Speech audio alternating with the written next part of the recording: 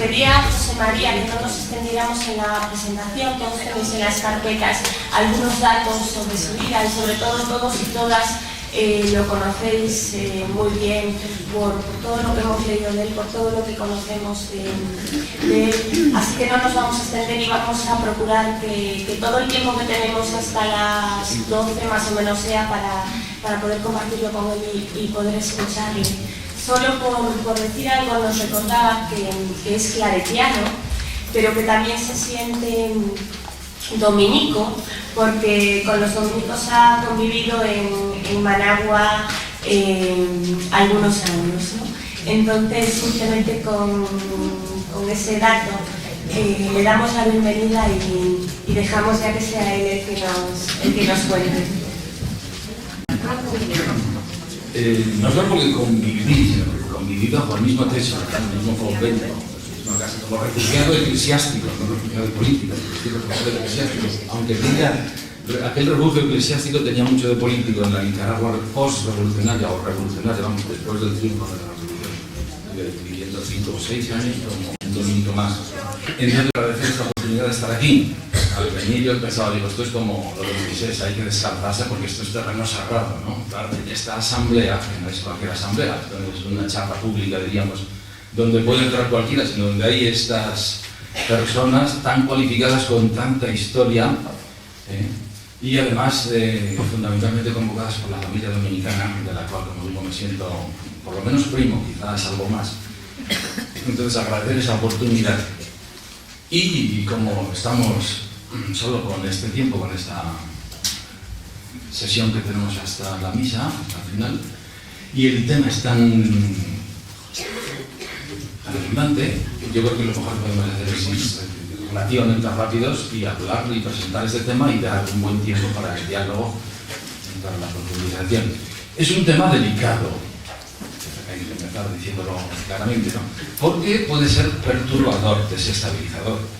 Cuando algunos dicen que este tema desorienta a los sencillos, entre comillas, pues algo de verdad tienen, no tan sencillo. Es decir, esto es una conmoción lo que viene. Estos dos paradigmas de los que vamos a hablar ahora. Y por eso hay que hablarlo con cuidado. Yo quiero hablar aquí con confianza porque me siento en mi casa y porque estamos en confianza y por tanto, y además estamos con el lenguaje oral, y el lenguaje oral permite muchas cosas, caricaturizar, incluso lo escrito está, es decir, de lo que uno se responsabiliza es de lo que se escribe en espacio, no escrita manent, los escritos permanecen y están ahí y hay que ser responsables antes de lanzarlos.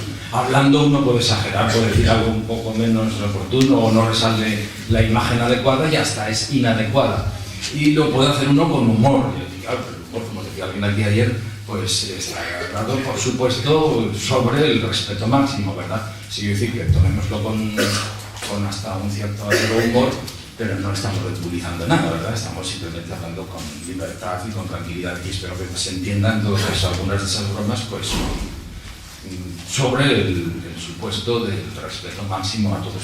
Pero es un tema delicado que puede desestabilizar y que de hecho pide es un cambio, no solo de paradigma, es un cambio de todo, es un cambio de sustancia misma en el cristianismo. La pregunta que va a salir más tarde será, bueno, ¿eso sigue siendo cristiano?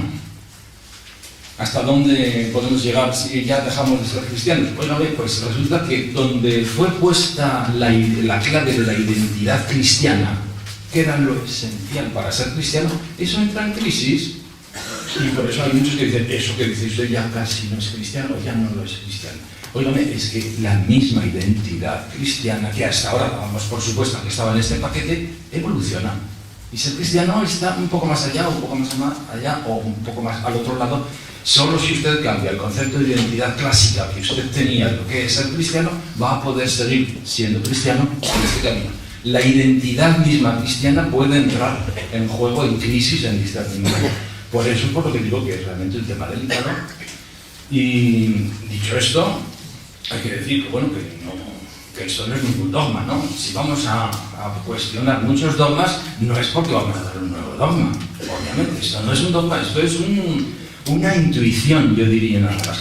De los dos temas que vamos a hablar, el primero, yo creo que ya está un poco formulado Y yo personalmente hasta he tenido la pretensión, no sé si demasiado ambiciosa, de ponerlo en un libro como forma de manual, no solo como unos temas sueltos, sino vamos a ver de una forma sintética, organizada y sistemática. Un manual, lo que se llama un manual, donde pretenda estar todo. Es una osadía, me parece, y ojalá que pronto haya que corregirlo porque se queda corto, ¿verdad? O porque está desviado. Bueno, pues para eso estamos. El libro dice demasiadas veces, muchas más de las que normalmente se puede permitir, que esto es solo provisional, que esto es un comienzo, que esto es una iniciación, pero que ojalá que podamos revisar. Pero eso es cierto, es decir, no estamos dando ningún dogma, estamos dando unas intuiciones y somos conscientes de que esto está sin hacer. En el primer tema. En el segundo, muchísimo más. En el segundo, yo creo que es que casi no hay nada escrito, ¿no? Es como un chute, una intuición de por dónde creemos que viene otro paradigma más, ¿no? El Concilium, la revista Concilium primera del año pasado, 2007, si se acuerdan, era monográfico sobre la teología del pluralismo. Y lo vamos así, el paradigma que viene. ¿Se acuerdan del diluvio que viene? ¿Se acuerdan de aquel diluvio que viene? Pues este es el paradigma que viene y que viene para quedarse. Pero es paradigma, es cambio, no es un tema nuevo. Ahora iremos por ahí, ¿no? Entonces, digo, esto está dicho con toda la conciencia de que esto no es ningún dogma, de que lo decimos en ese sentido epistemológico con la boca pequeña. No lo dice uno pontificando, sino por aquí creo que vamos, aunque parezca muy arriesgado, aunque parezca un poco loco y aunque parezca que ustedes van a escuchar hoy unas cuantas herejías, pero cálmense, tranquilos, que vamos a por ellas. Estos dos temas, yo diría, son otro tema. Eso es otra cosa. Esto es, en Nicaragua diríamos, esos son otros 500 pesos. Aquí se diría, eso es harina de otro costal. Es decir, no es sino el tema de la justicia y de la opción por los pobres, ni siquiera los temas clásicos de nuestra teología progresista. Yo recuerdo el año 2001 en Quito, cuando tuvimos en la Asamblea de Teólogos del Tercer Mundo, la Asamblea General, la última ha sido en Johannesburgo, en Sudáfrica, ya en el 2001, que es cuando aceptamos entrar por este tema, decía yo, estamos todos de la teología de la liberación, todos por los pobres, ¿a cuál más? Y hablábamos de este tema y decimos, cuidado, este tema no es una mera prolongación, no es prolongación de la acción por los pobres o la justicia o el aspecto liberador o político de la teología. Este es otro tema. Este está en otra línea, en otra coordenada, pero que no hay eje de coordenadas. Son dos coordenadas que se cruzan, que no tienen que ver. Es decir, que aquí que estamos todos, decíamos allá, por la acción por los pobres, como el que más, cualquiera como el que más, en este otro tema del pluralismo religioso nos vamos a dividir. ¿Cómo va a ser? Si todos somos progresistas, todos vamos a ir a la postura más... No, es que es otro tema, es que es otra línea que no tiene que ver, no porque tú seas muy comprometido con los pobres, vas a ser comprometido con este tema de la teología del pluralismo. A lo mejor tú reaccionas en contra, y si eres igual de comprometido con los pobres, es otra cosa. Es como el feminismo. No porque tú seas muy avanzado en una teología, vas a ser también muy feminista. Hay teólogos de la liberación, algunas teólogas que me dicen eso mucho, ¿no? Es que hay unos cuantos ahí, ¿qué vamos a hacer con estos patriarcas, teólogos, clérigos, que en el fondo no entran por el tema pluralismo? Es que, digo, por el tema del feminismo, es que son dos dimensiones, es otra cosa, es una sensibilidad que está en otro plano, ¿verdad? Aquí pasa lo mismo, no incidamos demasiado ahí. Simplemente decir, este es otro tema. Y que puede ser que a algunos nos pilla un poco fuera de base, ¿cómo se dice eso? Desprevenidos, ¿no? Y puede ser que reaccionemos en contra. Tranquilo, bueno, pues eso, habrá que dialogar. Pero bueno, si a alguna persona le pilla muy de frente, bueno, pues no pasa nada, seguimos siendo amigos y podemos bromear igual, pero bueno, puede ser una entrada para preguntarse en su propia vida esto que está diciendo. Por otra parte, resulta que yo no sé tampoco cómo estamos en ese tema, si todos reconocemos las bases y podemos darlas por supuesto, o es mejor que digamos un poco sobre ellas. Vamos a hacer una síntesis, diciendo lo principal nada más. El tema que estaba asignado a esta conferencia final, o vamos en el esquema, en la parte final, era el futuro de la teología de la liberación.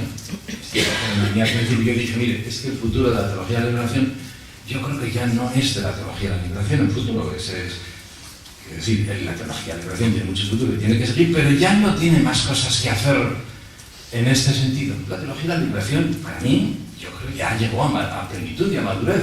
Otras teologías necesitaron 7 siglos, o 10, o 12, y son mucho más antiguas. Pero es que los tiempos cambian, y en 30 años esta teología pues lo hizo todo lo fundamental. Hombre, dicen, siempre se puede hacer más, claro, sí, siempre se puede hacer más, y también siempre se puede rizar el rizo, o sea, siempre se puede todavía. Pero lo fundamental está hecho ya, lo fundamental en cuanto a las ramas mismas que una teología, que toda una gran teología compone, pues ya están hechas la cristología, la eclesiología, la soteriología, el tratado de gracia, todos estos podemos recordar que hay libros, esos ya clásicos, aunque tengan solo 20 años, o el bíblico, que ya se dijo la última palabra. Se puede rizar el rizo, se puede hacer un poco más, pero no es como en los años 80 que decían, falta todavía el tema de la espiritualidad, porque hemos empezado por cristología. Hay grandes tratados que faltan. La teología de la liberación ya lo ha hecho. Ya llegó a madurez. No necesita 7 siglos ni necesita más. Digo, siempre podrá hacer más, pero también va a ser un poco rizar el rizo. La teología de la liberación ya está hecha, en ese sentido, está madura. Continúe por ahí, pero ya el futuro que se tiene que plantear no es cómo va a tratar ese hueco que le queda ahí, o aquel otro hueco que le quedara allá, sino que es cómo cambia el conjunto, cómo cambia el paradigma. La teología de la liberación clásica, la que conocemos todos, la que se ha hecho en esos 30 años, y la clásica, la total, la conocida, estaba hecha en el mundo del inclusivismo. Porque es hija de Vaticano II. Yo le decía, pasándole a oye, nuestro libro, la espiritualidad de la liberación, es inclusivista. Es verdad, es inclusivista esto. Y hoy estamos por el pluralismo, que es el salto cualitativo para salir del inclusivismo. Por el pluralismo, ¿no? He dicho. Habría que rehacer el libro, porque no es que todo lo que eso ya esté descolocado, pero las grandes líneas fundamentales, los supuestos, el paradigma, ya no es. Ha cambiado algo sin darse cuenta. ¿Cuándo nos hemos hecho pluralistas? Pues todavía no nos hemos hecho pluralistas, pero ya está ahí ese espíritu, ahí, bailando, que se dice en portugués, como se dice en castellano, dando vueltas ahí, revoloteando por ahí encima, ¿no? Entonces, ese cambio debe venir. Es cambio de paradigma. Antes de nada, una imagen sobre ese paradigma, porque paradigma lo estamos empleando mucho y lo estamos un poco empleando para todo. A mí me gusta poner el ejemplo del puzzle, como se dice, el rompecabezas, o esos cuadros que ponemos en nuestras casas que están hechas de 500 o 5000 piececitas. Eso y es para entretenerse, o los niños o los mayores, para entretenerse unas cuantas horas hasta que se compone el cuadro. Te dan el cuadro, es un castillo de Disneylandia, de esos góticos románticos, con esas torres cónicas, bien, con eso en la cabeza, hay que poner las piezas, entonces son 5000, es muy pesado, pero se va haciendo. Y llega un momento en que, mira, si ya está la estructura, ya tenemos grande como esta mesa, pero aquí falta, hay 8 o 10 piezas, hay un agujero, una laguna, que hay que rellenar aquí otra, aquí otra, aquí otra. Seguimos llenando y no cabrán las piezas, hasta que lo dicen, no, es que no es, se han equivocado ustedes, este era de la otra cajita de las 5000 piezas, no se trata, este puzzle no es un castillo de Disneyland, es Notre Dame de París. Ah, claro, entonces sí, ya, se recompone todo y ya cuadra. Son las mismas piezas, puestas en otro orden, con otro lenguaje. Hemos cambiado el paradigma. El modelo. El paradigma es un poco el modelo que va guiando. Eso es lo que ocurre en la ciencia y ocurre también en la teología. Recuerden que el tema del paradigma viene de la ciencia, no de la teología. Fue el Thomas Kuhn, el libro de 1960 y tantos, que hablaba de la estructura de las revoluciones científicas. ¿Qué ocurre? ¿Qué pasa cuando hay una revolución científica? Dice, es que normalmente la ciencia avanza pacíficamente, como cuando tenemos el puzzle. Tenemos un modelo, tiene unos supuestos, la comunidad científica comparte un paradigma, una concepción general, unos elementos básicos, unos valores, unas orientaciones, y está en la tarea pacífica de ir aumentando. Ahí hay una laguna, hay que investigar, falta ese tratado teológico. Aquí otra, tenemos unas varias lagunas y la comunidad científica avanza, el conocimiento humano avanza cuantitativamente rellenando agujeros que faltan. Es lo que yo digo que ya no es el problema de la teología de la liberación, aunque queden agujeros por ahí sí que. Pero estando en ese crecimiento cuantitativo, ocurre que en la comunidad científica alguien empieza a decir, oiga, que no, que no, porque aquí falla eso. Bueno, si falla eso, bueno, es que aquí hay una excepción, vamos a hacer la regla matemática, ya, arreglado el problema. Aquí hay otra excepción, es lo que ocurrió cuando Ptolomeo y Copérnico estaban buscando el sentido de los astros y decía, es que por aquí no ocurre la ley matemática, porque decían, vamos a ver, eran los epiciclos, una excepción matemática, ahí sí, pues hay una particularidad, ahí hay una excepción, bueno, un epiciclo, arreglado el problema, pero oiga, pero es que ahí hay otro, y allí, oiga, ¿no le parece demasiadas excepciones? ¿No será que esto no está bien? Y aparece en esa situación ya no pacífica de crecimiento cuantitativo, de rellenar cosas que faltan, hay alguien más intuitivo que dice, no es un castillo de Disneylandia, es Notre Dame. Es que está mal orientado todo, miren, ¿no será así? Ah, pues ahora sí que cuadra, ya no hace falta epiciclos, ya no hace falta excepciones, justificar excepciones, es que era de otra manera.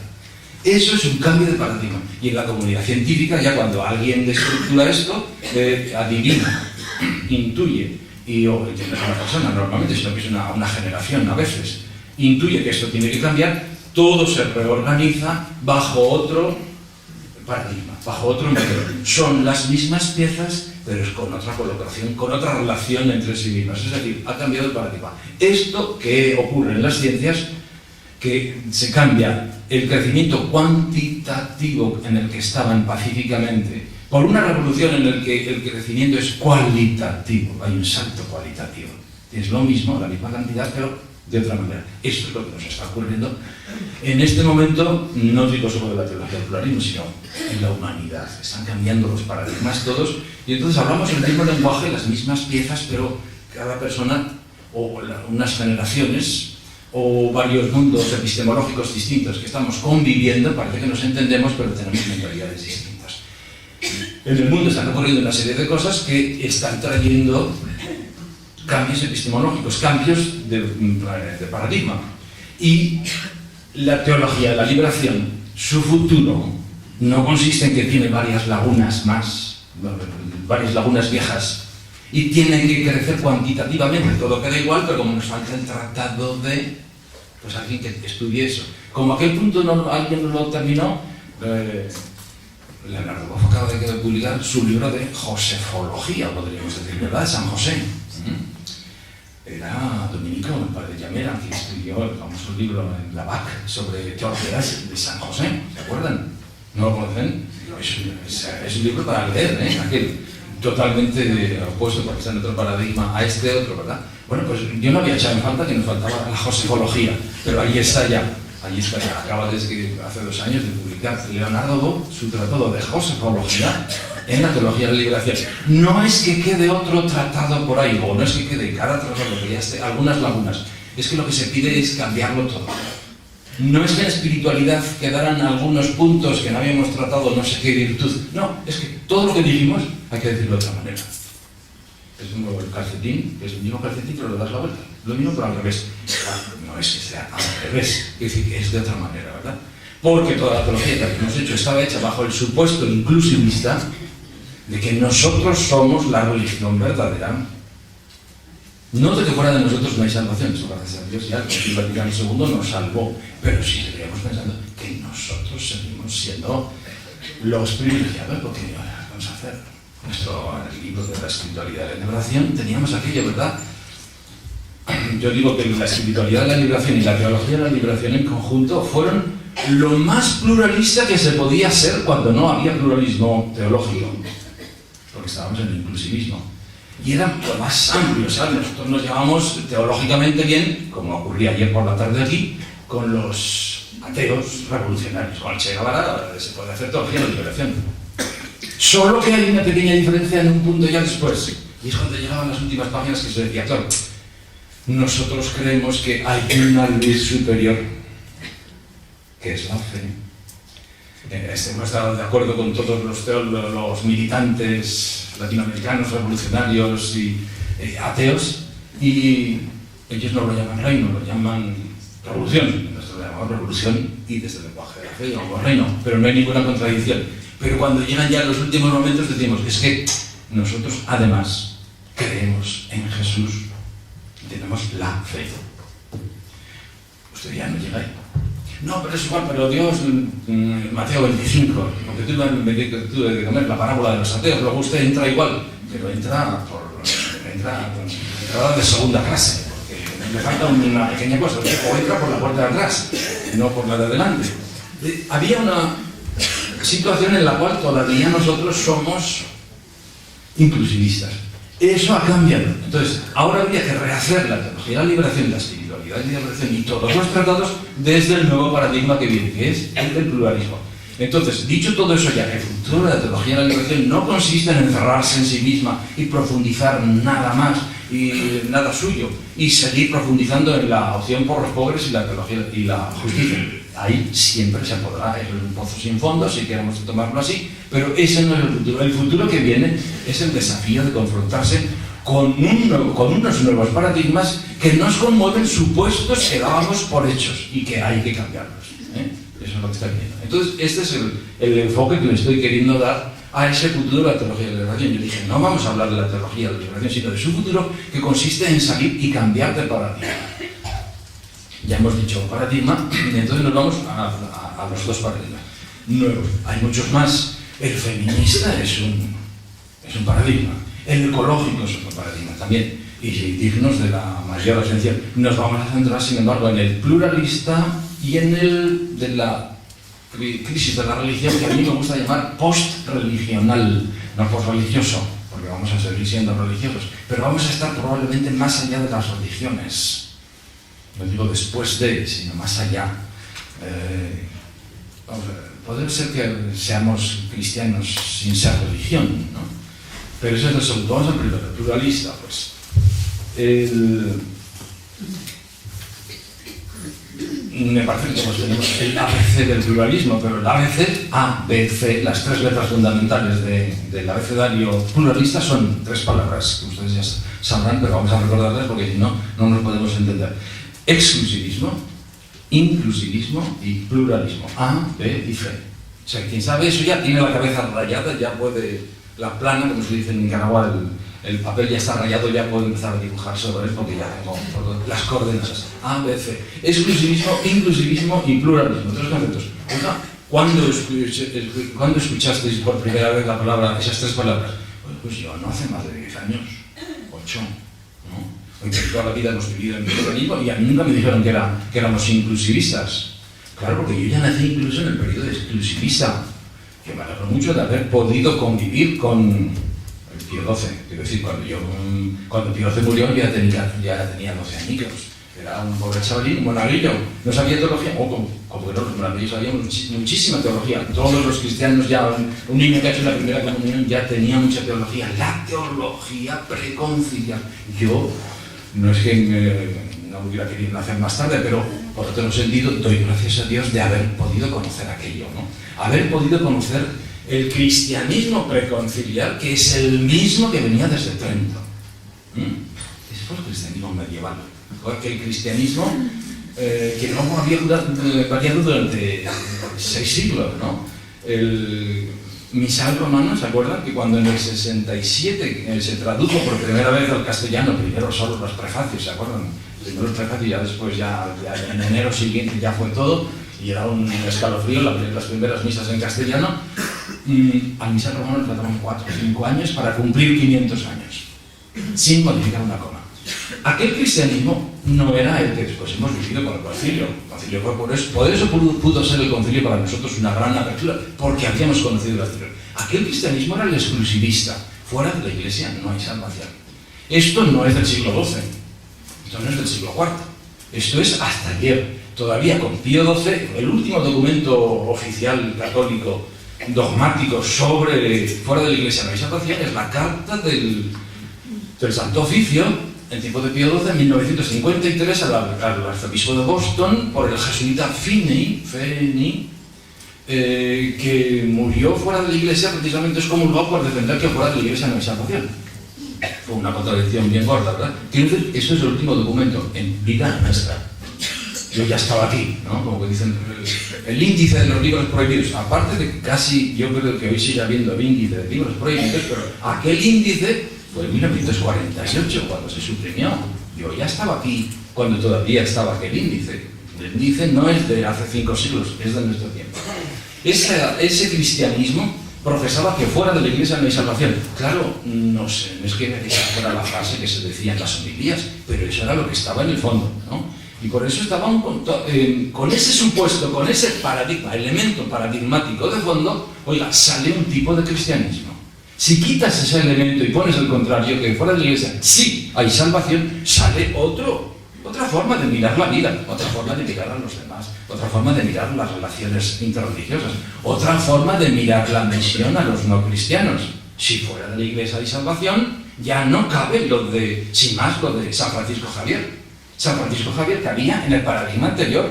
Digo, literalmente, luego hay que matizar mucho, ¿no? Pero ir a convertir a los chinos y a los indios y a los japoneses porque si no van al infierno, eso ya solo cabía en el paradigma antiguo. Una vez que el concilio dice, no, rompamos, y rompe 19 siglos y medio el concilio Vaticano II de tradición exclusivista, y dice, no, fuera de la iglesia también hay salvación. ¿Se acuerdan que cuando eso muchas veces, que cuando eso entre sesión y sesión conciliar, en el verano, antes del otoño, están haciendo los documentos y los nuevos textos y tal, en aquella segunda y tercera sesión y cuarta sesión conciliar escriben misioneros barbudos desde la periferia de la iglesia diciendo, amén. Yo estoy aquí desde que era joven, soy el primer misionero venido aquí a traer el cristianismo y ustedes están diciendo que no hace falta la misión porque se pueden salvar. Entonces, ¿qué pintamos nosotros aquí? ¿Qué pintamos? ¿Qué pinto yo? Pues como Goya en Zaragoza, en la Plaza de la SEO, que pusieron el monumento, y está allí, ¿se acuerdan?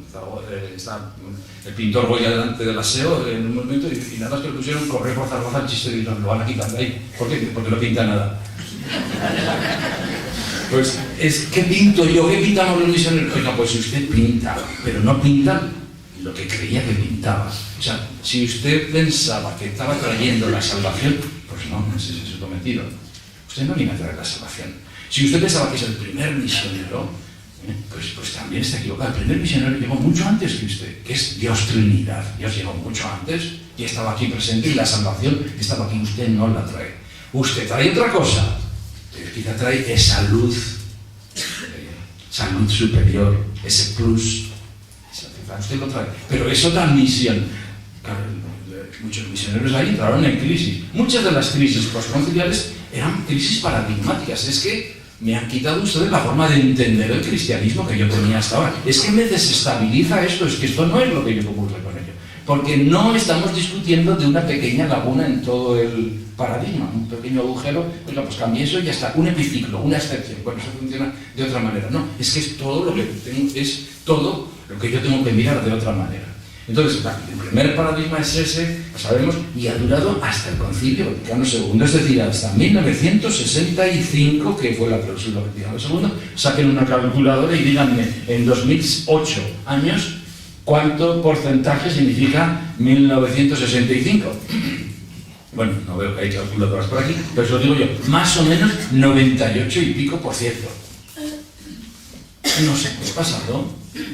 El 98, 97% de nuestra historia afirmando que fuera de nosotros no hay salvación. Pero oiga, me va a decir, no, eso ya se pasó, pero es que ustedes, esa teología del pluralismo religioso quiere escarbar, parece que como con mal discernimiento en el pasado.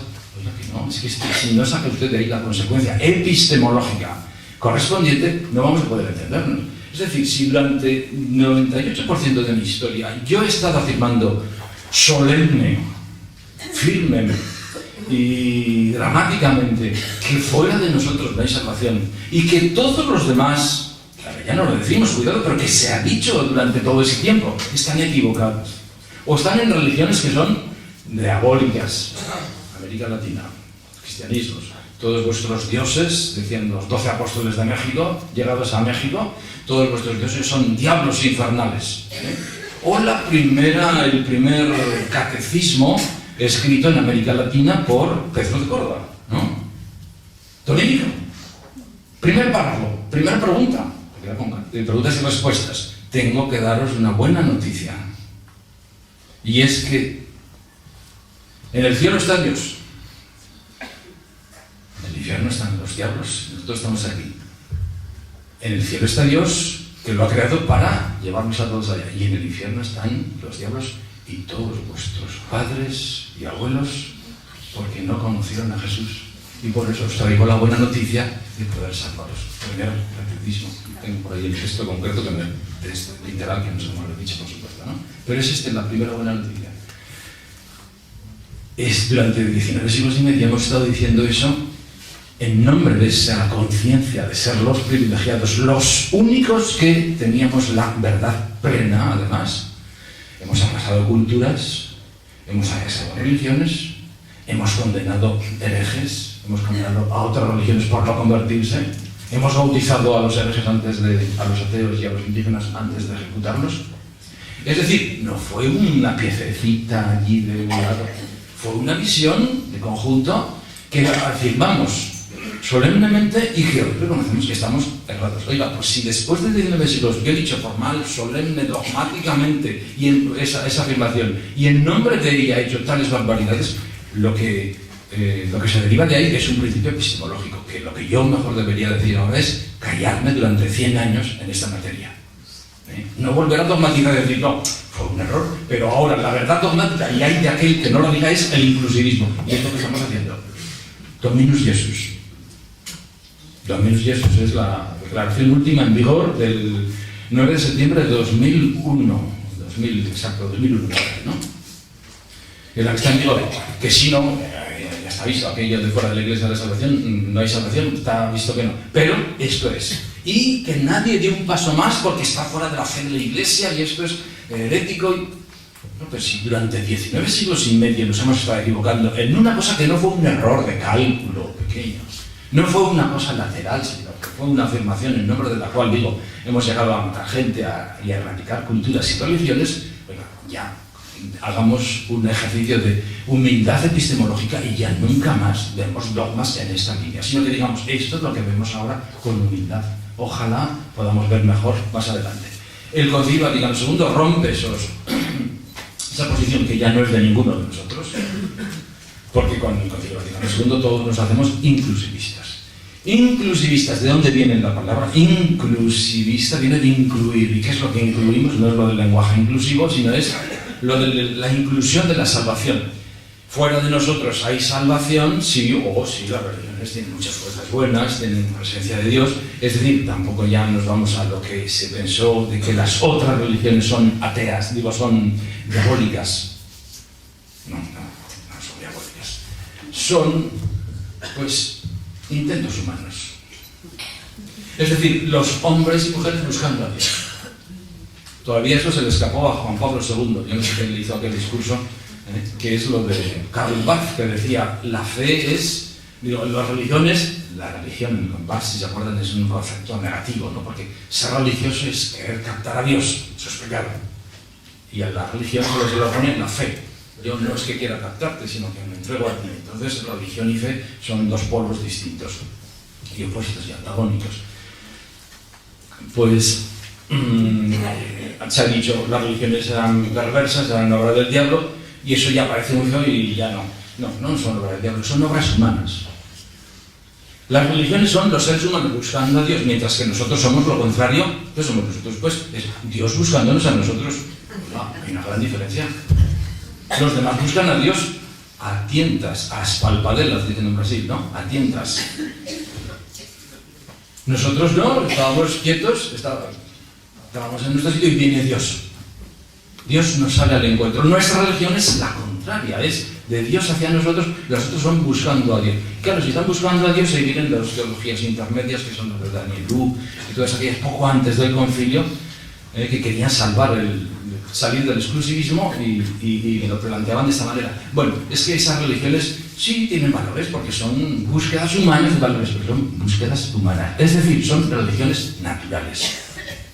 La nuestra es la sobrenatural. Entonces, la nuestra es la sobrenatural, hay valores fuera, hay presencia de Dios fuera, pero la religión es la de Dios, es la que Dios le dio a Abraham, a Adán y Eva, y después a Abraham, y la nuestra es la que guarda la línea directa, no solo la Iglesia Católica desde Jesús, sino nosotros guardamos la línea directa desde Dios. Los otros pues son valores humanos que son una preparación del Evangelio. Todo lo de los otros es muy bueno, pero es que es una cosa que Dios les dejó caer ahí un poco de lado, unas migajas que se cayeron de la mesa, y ellos las toman y bueno, eso te sirve para prepararte el Evangelio, pero tú en el fondo estás deseando que llegue el Evangelio. Benedicto XVI, Aparecida, discurso, los indígenas, ¿se acuerdan? Que se armó un revuelo, las organizaciones indígenas, diciendo, pero bueno, ¿qué está diciendo usted? Sí, porque las tribus indígenas, los pueblos indígenas estaban deseando que llegaran los evangelizadores para que llegara el Evangelio. Porque todo lo que pueden tener de bueno era preparación al Evangelio, es obra de Dios para prepararles para que llegue la buena noticia traída por las carabelas españolas. ¿Qué vamos a hacer? Pues es que nosotros no tenemos la culpa, pero somos los elegidos. Claro. Yo lo digo con toda humildad, pero claro, es decir, ustedes tienen cosas buenas, pero esas cosas buenas son de nuestro Dios, son de nuestro jefe. Es decir, su salvación, que sí hay cosas salvíficas, está muy bien, pero son nuestras. Es lo que dice Leonardo, que un pobre le dice a otro, estoy en mi casita de trocitos de madera y un trocito de cine, y le dice al otro, oiga, esa caseta es mía. ¿Por qué? Pues esta es mi casa. No, esta es mía porque las tablas en las que tú usted anoche y el zinc antenoche y el terreno no es mío, usted está en su casa, pero esa casa es mía. Usted está en su religión, pero el Dios que lo creó fue mi Dios, y esos valores son un poco del Evangelio, no sé cómo le han llegado a ustedes, y en el fondo usted se salva por Jesucristo. Los hindúes, los musulmanes, los japoneses, los hinduistas se salvan por ser hindúes o a pesar de ser hindúes. ¿Cómo se salvan? ¿Es su religión la que les da la salvación o se salvan con la ayuda de claro? No es normal ser hindú, pero no él le da la salvación. Al final se salva por Jesucristo. Gaudium et Spes 22. Gaudium et Spes 22. Concilio Vaticano II. Y al final, de un modo solo de Dios conocido, todo hombre y toda mujer se salvan, no sin vinculación con el misterio pascual. ¿Dónde estamos? Estamos en el inclusivismo. El Concilio Vaticano II, en teología del pluralismo religioso, no es la última, no digo la última palabra dicha, pero no es la última palabra posible. Todavía estamos en el inclusivismo. Es decir, tú te salvas, pero por una salvación que es mía. Vamos, que es mi jefe. Tú te salvas, eres hindú, ¿verdad? No te estorba, ya reconozco que eso no es obra diabólica, eso es muy bueno, ¿verdad? Pero no te salvas, tú al final te mueres y te salvas por Jesucristo, mi jefe. Luego tú te salvas por el mío, por mi jefe. Tú te salvas por el cristianismo. Tu salvación es mía, yo la incluyo. Sí. Yo te reconozco. Y digo, tú eres un hindú. Oye, pues, eres un cristiano anónimo. Pues no, óigame, no me gustaría a mí nada que me dijera el hindú, qué cristiano tan bajo. Usted es un hindú anónimo. No, yo soy cristiano, no soy hindú. Ese anónimo, que no es tampoco una palabra muy feliz, pero anónimo, sobreentendido, implícito, o en el fondo, ¿verdad? Estamos en el inclusivismo, que claro, mirando para atrás en el exclusivismo, es un salto mortal, hemos dado un salto mortal, por eso a algunos les costó casi la vida, a aquellos misioneros que perdían el sentido de su misión y de su vida. Pero que pasa el tiempo y se queda corto, y decimos, oiga, todavía yo me siento superior. ¿Qué culpa tengo yo de que soy el que tengo esa luz especial que usted no tiene? Usted es ateo y anoche, estamos hablando de eso. Usted es ateo, pero claro, siempre le falta esta luz especial que yo tengo gracias a Jesucristo. Entonces, ¿y las otras religiones tienen otra luz especial, equivalente o participada de la nuestra?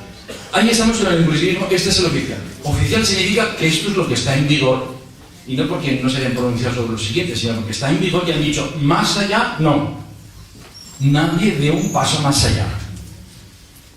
No es que se permite volver la vista atrás ni volver la vista al frente. Esto es. Nosotros tenemos la salvación en Jesucristo, no hay otra. Y las demás religiones tienen cosas buenas, como no, ya no vamos a hablar del diablo, ni siquiera de religiones naturales, pero en el fondo están, Dominus Jesús 22 también, 22 coincide con el número de la Gaudium et Spes, están en situación gravemente deficitaria de salvación. Doctrina oficial, en este momento vigente. Si alguno de ustedes duda, debe revisar la ortodoxia de su fe. Todas las religiones están en situación gravemente deficitaria, en situación salvífica gravemente deficitaria. Solo nosotros tenemos la plenitud. Entonces, bueno, no digamos que no se salvan, sí que se salvan, pero se salvan a pesar de, y se salvan por nuestro jefe. Esta es la situación en la que estamos. La teología de la liberación fue hecha desde este supuesto. Porque no pensábamos otra cosa, estábamos con el Concilio Vaticano II, es que ni se nos ocurría pensar, y además había cosas mucho más urgentes que pensar, que a ver qué pasaría con las demás religiones.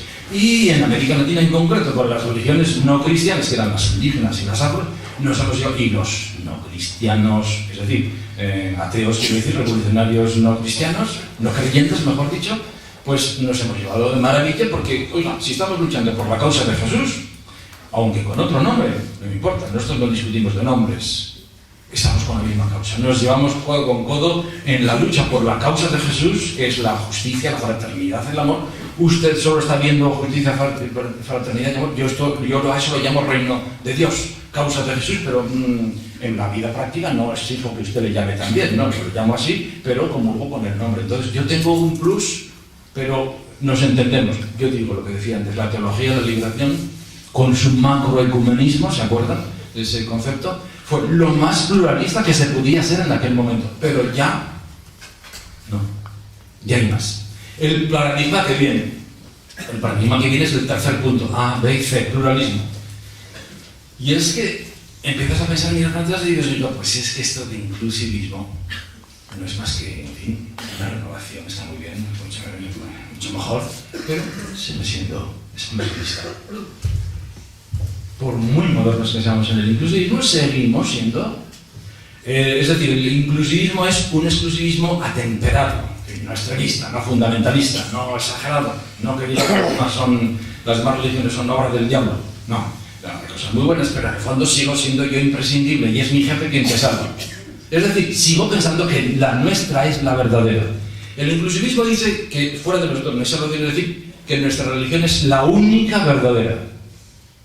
Es la única. El inclusivismo dice la única. El inclusivismo dice es la mejor. No digo que sea la única, pero la mejor. El pluralismo va a decir no, no es la mejor.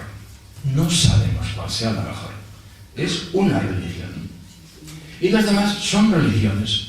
Y las demás son obra de Dios también. Este es el salto. Es empezar a valorar el pluralismo positivamente, porque, oiga, ¿de dónde venía el pluralismo? Religioso, estamos hablando siempre, ¿verdad? Estamos hablando de pluralismo cultural, aunque están muy emparejados. ¿De dónde venía el pluralismo religioso? Pues echen marcha atrás en la Biblia. ¿De dónde viene? ¿Qué página? ¿Cuál puede venir? Porque al principio no, al principio solo había una religión. Eva tenía la razón, sabía, estaba en contacto con Dios, ¿no? Y Adán estaban ahí. ¿Cuándo vino el pluralismo religioso? Después del pecado original, pero ¿cuándo? Acuérdese, la página más fundamental ahí se llama Babel, ¿no? Quiere saber, quiere llegar hasta Dios, que es un poco como querer la manzana, querer saber, ¿verdad? Ahí se nos decía, Víctor decía. Entonces, que Dios dice, ¿cómo? ¿Que quieren venir estos hasta el cielo y llegar hasta...? No, hasta ahí podíamos llegar. Yo esto lo arreglo instantáneamente. Confundidas las lenguas, pluralismo cultural y dispersión de la humanidad. Esa es una explicación teológico-bíblica, ¿verdad? De la dispersión de la humanidad, no estoy diciendo en sentido histórico, sino en sentido teológico-simbólico. La humanidad se dispersa porque Dios le confunde las lenguas, la pluralidad cultural, y ahí viene la pluralidad religiosa. Y entonces viene aquel periodo, el plan A ha fracasado, el plan de la creación, el plan divino de la salvación de siempre, se parece que se torció. No sé cuándo fue lo de Eva, pero parece que muy pronto. No sé cuándo, espero que no fuera la primera tarde, pero yo no sé si aquí duró más de una semana, ¿no? Se torció y entonces Dios es que se despistó y se dijo, nos hemos quedado sin plan, esto no funciona. Hay que arreglar esto. Estos están en pecado y entonces van al infierno y debe pasar un tiempo hasta que se retiró a sus cuarteles a crear el plan B. Y acuérdense que San Ignacio de Loyola, quien dice que la Trinidad, imagínate, la Trinidad está reunida, y yo me imagino la Trinidad en torno a una mesa camilla, los tres juntos ahí, y el mundo está ahí, el planeta, todo lleno de humanidad, todo perdiéndose porque no tienen Salvador, están en pecado y van al infierno, y Pues eso es como la visión de Javier mirando a China, India y Japón. Y hay que hacer algo, y ¿qué más hacemos? Porque el plan se torció y el plan B, y discutiendo y extendiendo la Trinidad, y dicen, aquí, te ha tocado a ti, tú tienes que ir allá, y eso hay que arreglarlo, pero además de esa manera morir, y salir, resucitar, y el plan B, ¿no? Entonces,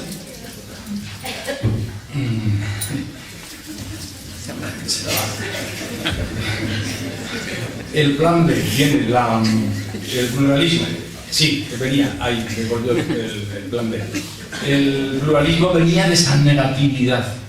El pluralismo es negativo porque solo hay una salvación, solo hay Dios, el único Dios, que solo comunicó a los primeros padres la primera salvación si no hubiera sido por culpa de Eva, o de los dos, vamos, ¿no? Porque la culpa lo tuvo Eva con lo de la manzana.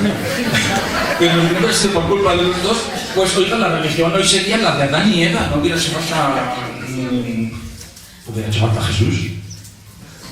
Hubiera hecho falta Jesús. ¿Se acuerdan? Yo me acuerdo cuando era de seminarista y leíamos a Teilhard de Chardin y decía, la Cristogénesis, Jesús hubiera sido necesario aún sin culpa original, nada de aquello de la félix culpa, o feliz culpa que nos pareció tan gran salvador y redentor, como dice la Vigilia Pascual, ¿verdad? No, Jesús hubiera sido necesario. En la visión clásica que también dieron en el catecismo no hubiera sido necesario, porque Jesús vino solo en el plan B. El plan A no preveía a Jesús. Fue el plan B para arreglar el tuerto en que nos metió la primera pareja, ¿no? No hubiera hecho falta porque hubiera habido una sola religión. Las demás fueron obra del fracaso del plan A. Las demás religiones son innecesarias, son negativas. El pluralismo es negativo. Esto es lo que está cambiando. Esa teoría no está, bueno, sí está en la Biblia. Váyanse a ustedes a Deuteronomio 7, es la cumbre antipluralista del Antiguo Testamento. Esas religiones no son necesarias, el pluralismo es negativo, ha sido dicho hasta ahora. No es que nos enzarzábamos en eso era un supuesto que estaba atrás. Ahora puedo decir, esto no se hablaba. Sí que no se hablaba, pero estaba en el supuesto, ¿no? Entonces, ¿qué es lo que ha cambiado? Ha cambiado la valoración, está cambiando la valoración negativa que era negativa del pluralismo religioso. ¿Por qué? Porque el mundo, entre otras cosas, el mundo se ha modificado, la globalización, la mundialización, porque antes las religiones estaban allá lejos, pertenecían al mundo casi del más allá. ¿Y qué contacto teníamos con China, con India? Nada. Hoy te asomas a un televisor y si hay 70 canales y empiezas a peinar, será raro que no tengas el Discovery Channel o el History Channel o cualquier otro con un programa sobre los monjes budistas o sobre una reflexión cristiana entre cristianos y humanistas. Es decir, el tema de la pluralidad religiosa la tienes hoy. Y hoy en el gran edificio, en un bloque de viviendas de cualquier gran capital, de cualquier parte del mundo, en el sexto vive un judío y en el octavo vive un musulmán, y mi sobrina se casó con un bahá'í. Ya no, el pluralismo ya no está lejos, está aquí ya, está. Tenemos que las religiones se ven obligadas a convivir. Y cuando tú ya ves al del sexto izquierda y al del cuarto derecha, que es un judío tan buena persona, aquel hindú, cómo vive su familia y qué espiritualidad tiene, ya no me puede decir, oiga, es que esto de las religiones es un invento del diablo, es que esto es negativo. No, el pluralismo ya nadie nos tiene que dar una lección de teología, es intuición. Es los ojos los que nos dicen, el pluralismo no es negativo, las religiones no son malas, las otras no son. Ya el pluralismo negativo pasó a ser positivo y con eso cae también lo de la elección. No somos los privilegiados, no somos el pueblo de Dios. Hay que dejar de hablar de el pueblo de Dios. Porque no hay un pueblo de Dios. Porque hay muchos pueblos de Dios. Porque nadie son los elegidos. Entonces, ¿qué dices? Bueno, pues simplemente quite esa pieza y ponga otra. No, oiga, es que esto pertenece al nivel paradigmático. Si usted ya no valora las demás religiones negativamente, si usted cree que son también cauces de salvación independientes, que no pasan necesariamente por nuestro centro, significa que ya no necesitan ser cristianos, no necesitan pasar por el filtro cristiano. Es decir, nosotros ya no estamos en el centro nos considerábamos a nosotros el centro del mundo. No por ser nosotros el centro del mundo, sino por estar con Jesucristo en el centro del mundo. Y el cristianismo era el centro del mundo. Las demás religiones podían ser muy valiosas, pero tenían que pasar a ser cristianas. El futuro del mundo sería cuando Cristo sea todo en todos. ¿Es el futuro del mundo? ¿Están ustedes seguros que el final del mundo, el final deseado del mundo, la utopía del mundo es que todo sea un solo rebaño y un solo pastor? Esto hoy ya no parece posible, pero es que sobre todo hoy ya no parece deseable, que es distinto. Ya no parece posible. Ha sido a partir de la década 20-30 del siglo pasado en que por primera vez la Iglesia empezó a ver que no es posible. Porque en aquella década, si se acuerdan, hay textos de la visiología que decía es la década en que estamos en un momento en que realmente se puede convertir el mundo entero a Jesucristo. Si esforzamos nuestro... Era el final, era el periodo todavía colonial de Europa, en todas las colonias, la presencia cristiana de los misioneros junto a las metrópolis colonizadoras. Era el momento en que ahí por un momento estaban pensando, 20-30 años, el mundo se convierte a Jesucristo. Pum, se acabó. Esto ya, además, ahora no sabes que es más difícil, es que no es posible. Y además parece que va a ser irreversible. Entonces, si el futuro no es ese, ya nosotros no estamos en el centro. La demás gente no va a tener que decir. ¿Sabe lo que está pasando? Es la revolución copernicana. ¿Se acuerdan de Copérnico? El sol, el heliocentrismo. Perdón, el geocentrismo. La Tierra está en el centro y es el sol que gira. Todo gira en torno a nosotros. Viene Copérnico y dice, no, nosotros estamos por ahí, dando vueltas, el centro es otro. Pues será un destronamiento gordo. Pero... Entonces Dios no nos creó, no nos puso en el centro. ¿No nos habían dicho que había creado todo esto para poner aquí al final a la pareja? No, estamos ahí partidos en una bola quedando dando vueltas en torno a una estrella mediana de una periferia de una galaxia que también es mediana de los 100.000 millones de galaxias. ¿Dónde estamos nosotros? Entonces, ese es uno de los grandes clásicos de estronamientos, como otro fue el de Freud, como otro fue el de Marx, ¿no? El pluralismo está diciendo, oiga, usted construyó todo su cristianismo, que son de ayer por la tarde, nuestro cristianismo, llevamos 2000 años.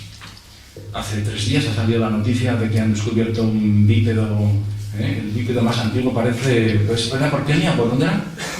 África. Sí, no. 3 días antes o 4 salió una noticia, el bípedo más antiguo no es de 1.200.000, sino el bípedo más antiguo en la humanidad conocido fósil ahora de 6 millones. Llevamos más de 6 millones andando de pie. Nuestra especie. Se pensaba que si primero eran 50.000, después 100.000, después 1 millón de años, después 2. Estos años pasados manejábamos la cifra de 4 o 5, están diciendo 6 millones. Tenemos que avanzar porque falta el segundo... Sí. Todo nuestro capital simbólico que fue creado ayer, nuestro capital simbólico, nuestro patrimonio ideológico y teológico ha sido creado antes de ayer. Todo eso ha sido creado en tiempo de paradigma exclusivista. Entonces es que cualquier pieza que saques de cualquier libro será raro, tendrá que ser muy claro para que no implique una visión exclusivista. Lean cualquier cosa de Misal. Es que está por el exclusivismo absoluto, nada de inclusivismo. El Concilio Vaticano II casi no tocó las oraciones. ¿Se acuerdan de esta Semana Santa? No se puede rezar ya hoy, es que no se puede rezar ya hoy, ¿no? Cualquier cosa, cualquier pieza del puzzle está puesta en un significado tal que evoca aquellas concepciones exclusivistas. Si hoy queremos ser cristianos y adaptarnos a este nuevo paradigma pluralista, tenemos que reformular todo. No digo que sea al revés, lo del calcetín, pero sí darle toda una vuelta, ¿no? La teología de la liberación también tiene que hacer este cambio. Y también tiene que modificar su lenguaje. Y hay un montón de cosas que hemos dicho que están ahí escritas, que normalmente pronunciamos con toda tranquilidad, que ya no se pueden seguir diciendo. Aquí hay muchas consecuencias, por ejemplo, en revelación. Seguimos hablando de la revelación y la palabra de Dios con toda tranquilidad y nos referimos a la nuestra, obviamente. Pero no, ya no existe la revelación, ya no existe.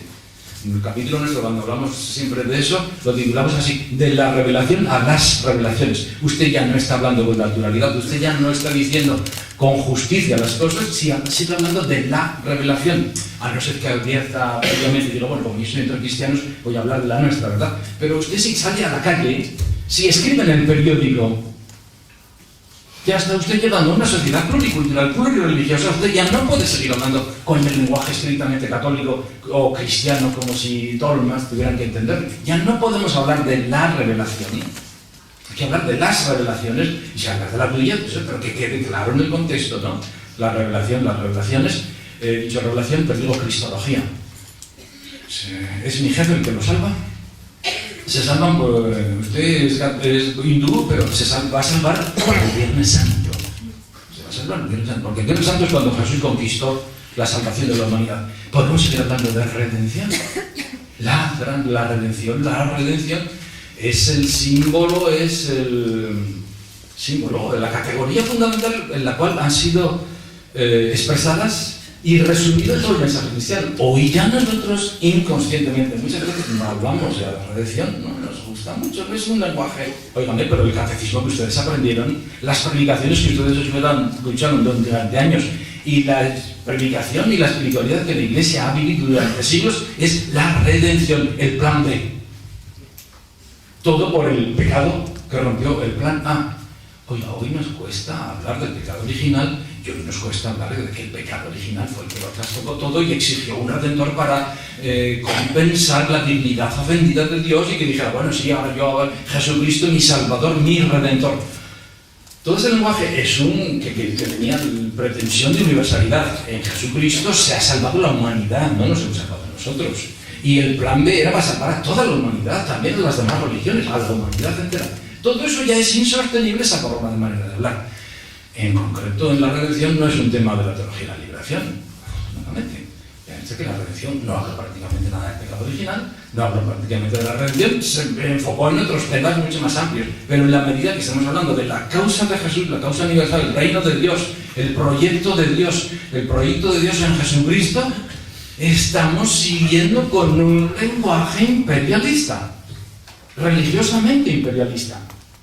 Vemos el mundo entero desde nuestra categoría y creemos que efectivamente estamos abarcando la realidad. Y no nos hacemos el problema de qué están mirando otros, cómo han visto otros esta realidad. He dicho revelación, digo cristología, diría eclesiología. La Iglesia ya no puede ser el arca de salvación, la nueva arca de Noé. Es otra cosa, será un arca entre otras muchas arcas, una barca entre otras muchas barcas, ¿no? Pero digamos, solo por decir el último término que tiene que entrar en revisión total es la misión. La misión ya no puede ser lo que fue. Ya no se puede ser misionero, perdón, si uno piensa lo contrario, y vamos, si me quito el sombrero y dialogamos sobre eso. Pero yo creo honradamente, sinceramente, con toda humildad, que ya no se puede ser misionero al estilo de Javier. Ya no se puede ir por el mundo queriendo salvar a nadie que dependa de mi mensaje, ¿no? Sí, ya que yo tengo que ir a otras religiones sin pensar que les puedo llevar la salvación. Pero ¿cómo? Primero, porque yo ya no puedo creer en un Dios que deje a tan grande parte de la humanidad dependiente de que le llegue la noticia de que aquellos privilegiados que tuvieron la noticia inventen la carabela y ya puedan llevar la buena noticia. Hasta entonces, dejados de la mano de Dios, simplemente a merced de la naturaleza, buscando a tientas a Dios.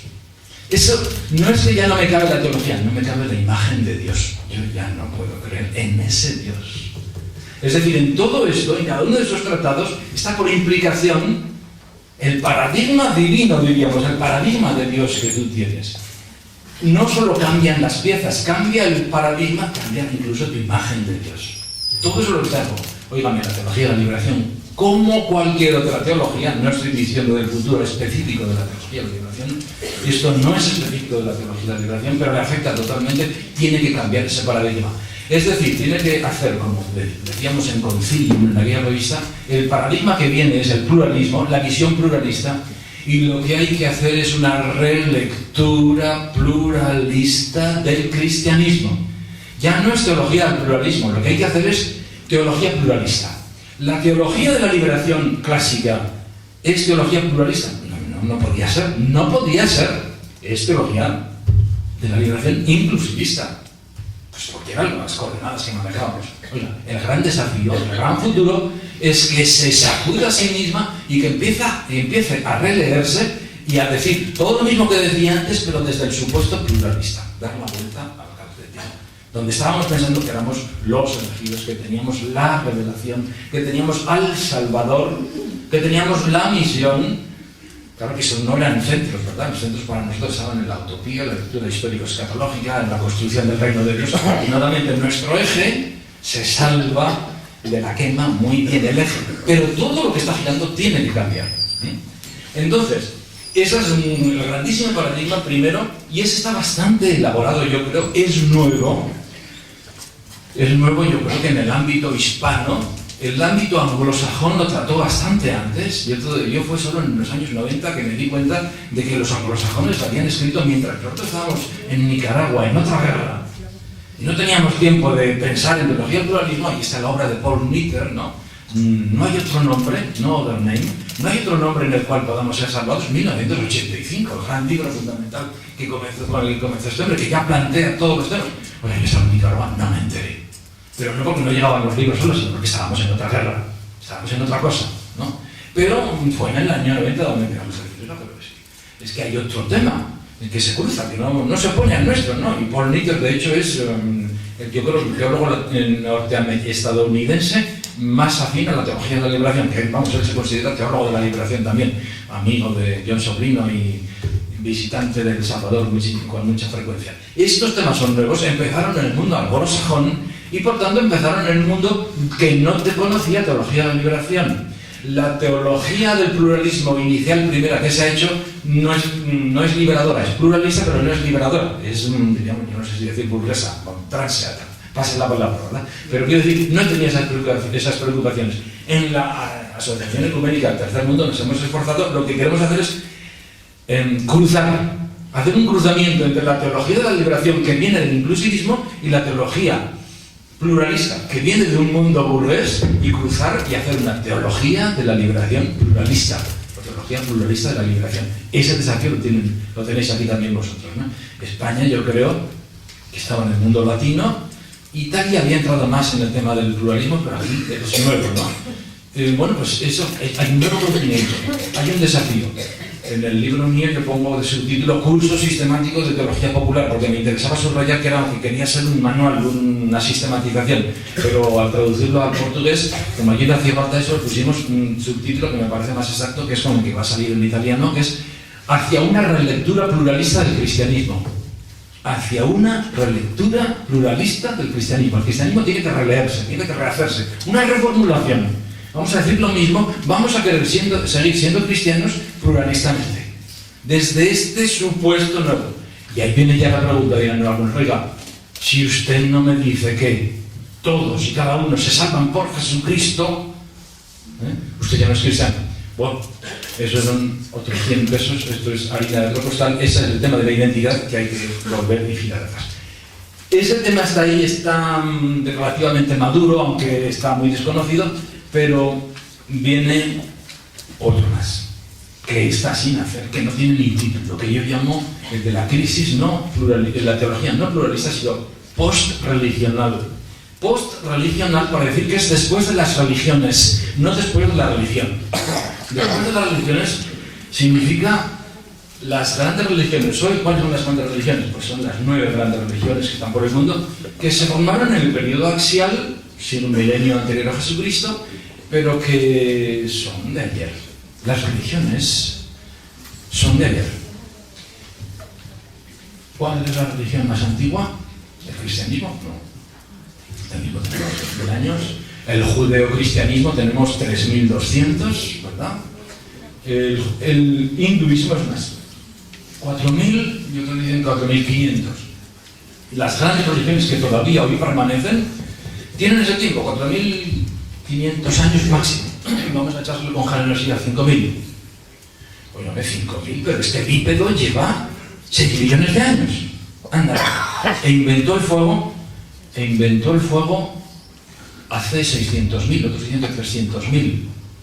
Lleva caminando este tiempo y los arqueólogos cuando descubren un yacimiento que piensan que es humano, ¿saben cuál es el dato incontrovertible para decir es humano, no es un chimpancé? El signo religioso. Si el internamiento con signo religioso, signo simbólico, mitológico, eso es humano. Es decir, que el Homo sapiens y la mujer sapiens son sapiens coetáneamente a ser religiosos y religiosas. La religiosidad, la espiritualidad, esa trascendencia, esa dimensión simbólica de búsqueda de sentido, de búsqueda, todo lo que queramos decir para expresar lo religioso, lo espiritual, se está dando desde el primer momento. Es coetáneo. Ser religiosos y ser sapiens es lo mismo.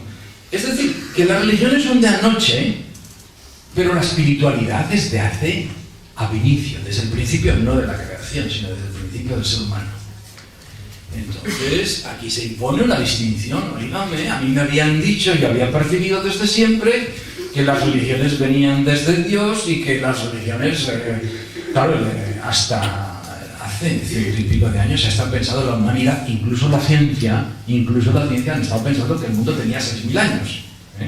El primero fue Eusebio de Cesarea, el que calculó con la Biblia en el concilio de Nicea en 325, calculó que le salió 3.990 y tantos años desde Abraham, salió los 6.000, pero luego Agustín vino y dijo lo mismo. Pero claro, Agustín y Eusebio de Cesarea no son autoridades para decirnos la edad del tiempo, pero es que Kepler dijo también lo mismo.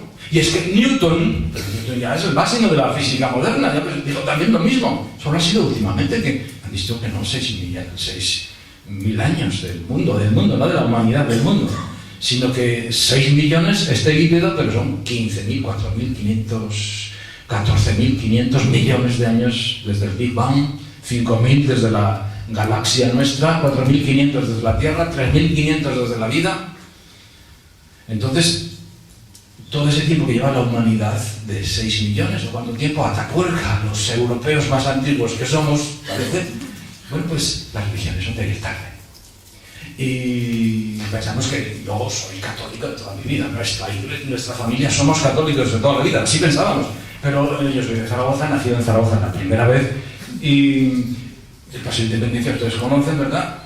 Hace 10 años van a hacer un aparcamiento subterráneo y sale a medio metro, sale ahí un barrio berebere. Pero ¿cómo va a ser un barrio musulmán? Pero nosotros hemos estado paseando toda nuestra vida en el centro, era el coso, era el lugar donde te reunías, donde ibas a encontrar a los amigos cuando no habías quedado con los amigos. Ahí tenían que estar los amigos. Hemos estado paseando a 1 metro de nuestro barrio musulmán. Y pasar aseo, que el aseo se cerró cuando yo era pequeño porque ha estado 30 años reconstruyéndose, obra de la UNESCO y ahora han declarado Patrimonio de la Humanidad, y resulta que debajo del aseo, que los católicos de toda la historia, casi desde Santiago, que si no vino a Santiago sí que fue a Zaragoza para que se le apareciera la Virgen.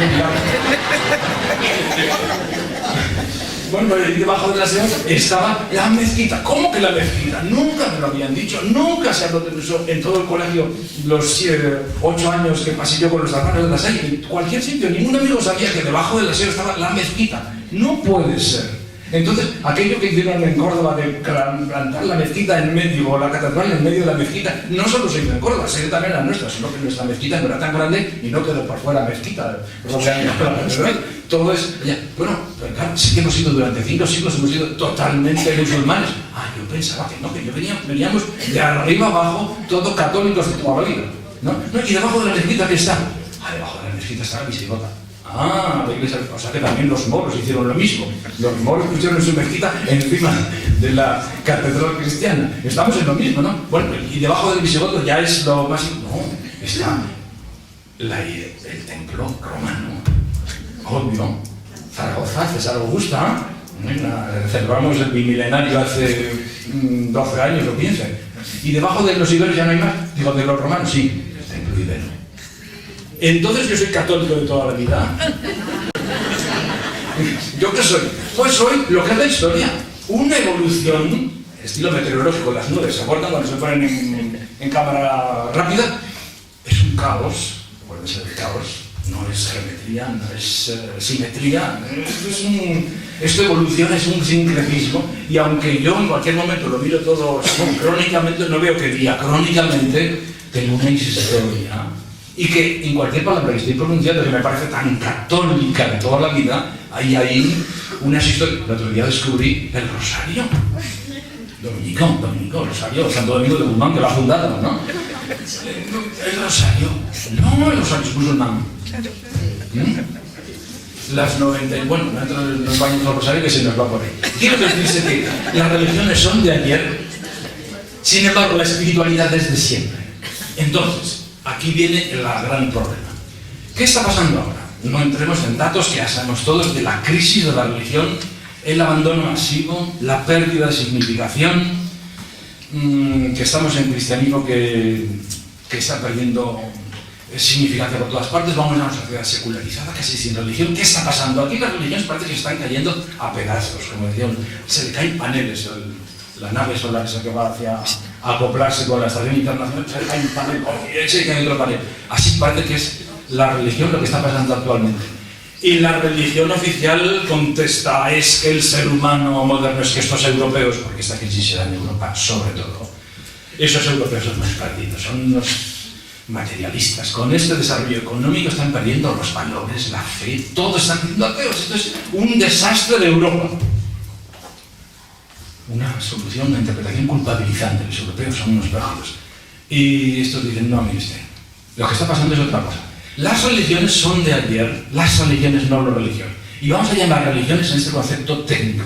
Es la forma que la espiritualidad humana de siempre asumió en el periodo agrario.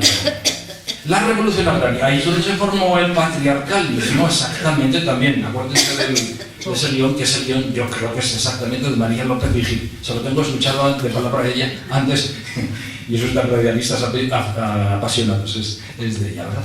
Pero es este tema, ¿no? Hemos sido siempre religiosos, hemos sido siempre espirituales, la humanidad, durante más de 70.000 años, porque más atrás no sabemos, durante todo el Paleolítico no era Dios, era diosa. Y en el tiempo de la revolución agraria ha sido la revolución más fuerte que la humanidad ha pasado. Todos están coincidiendo. Ha sido el trauma feroz que ha pasado la humanidad cuando tenía que pasar de las hordas, de las tribus nómadas, recolectores, cazadores, recolectores, a vincularse a la tierra por la agricultura y a vivir, por tanto, en un pago, en una ciudad, a urbanizarse, a convivir como un grupo que tiene que entenderse y tiene que cohesionarse y tiene que vivir de la agricultura y tiene que organizar la cultura. No es cada uno con su tierrita, sino que es los grandes cultivos del imperio, los imperios agrícolas. Los primeros imperios, con la revolución agraria, comienzan en Mesopotamia, Sumer, en Babilonia, Egipto. El ser humano venía, decía Aristóteles, tan cual tabula rasa, ¿verdad? Con la tablilla, tabula, con la pizarra del vacío. O yo hubiera dicho, viene con el disco duro vacío. Pero no como que me viene en la tienda, que me lo dan vacío. Con el sistema operativo, Windows o Mac, o Linux o lo que sea, y algunos pequeños programas. Viene ya marcado con un sistema operativo. El niño viene con el disco duro vacío y hay que ponerle incluso el sistema operativo. El sistema operativo es el que maneja los programas, el que permita que se relacionen y que reaccione todo al teclado. Es lo básico, lo que está debajo para poder organizarse. Ese papel es el que ha asumido la religión en ese momento en que la humanidad, que era religiosa desde siempre, la religiosidad se ha volcado ahí. No podría quizá haber sido de otra manera, pero la religiosidad lo que ha hecho, las religiones agrarias, lo que han hecho es fungir de software, de sistema operativo, que posibilita la socialización humana hasta el extremo de ser el software que da a la persona, al niño que viene a este mundo, le da la cosmovisión más profunda, la interpretación más global, los valores más hondos, la identidad, ¿quién soy yo? La explicación, ¿qué es Dios? La identidad de pertenencia a este pueblo elegido y a nuestra misión. Es el software. La religión ha fungido en los últimos 4.000, 5.000 años como el software de programación de la sociedad, del ser humano. Y por eso ha fungido eso con el sometimiento y el dogmatismo. Esto no se puede dudar. Oiga, un software, un sistema operativo que diga, bueno, pues, oiga, por aquí usted escoja. Pues no, tiene que funcionar. Exacto, no hay posibilidad. Lo que es, y usted no. Y si duda de esto, usted está dudando de lo principal, está dudando de Dios.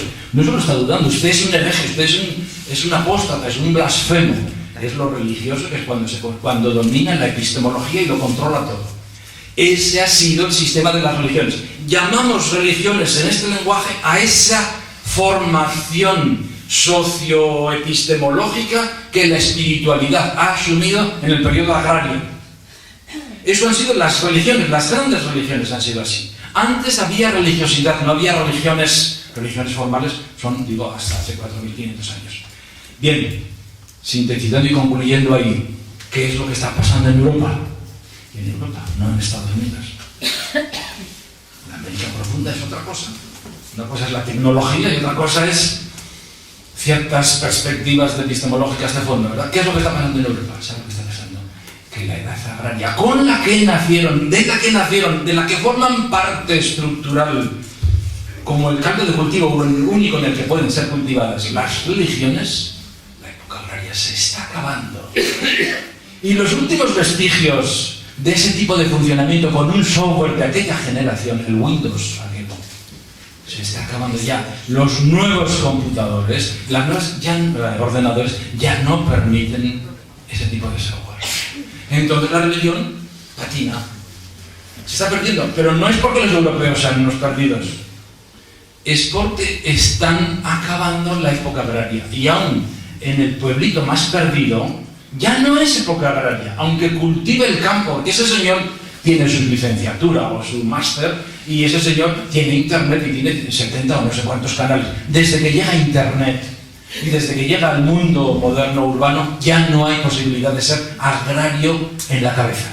Si tú ya no eres de la cultura agraria, ya no puedes vivir una religión agraria. No las religiones, no la religiosidad, pero sí las religiones agrarias. Y las religiones son agrarias en este momento, tienen los días contados. Anoche me daba yo por intervenir cuando decíamos, ¿quién dijo ahí el futuro cristianismo? Esto es obvio que no sé qué. No sé cómo dijo alguna persona ahora. Yo lo respeto también, pero yo empiezo a decir, cuidado, revisemos ese lenguaje. Las religiones, no la religiosidad, las religiones, no la espiritualidad, tienen quizá los días ya prácticamente contados, porque las religiones, lo que tienen de religiones agrarias, no van a poder persistir en la sociedad del conocimiento, que es postagraria.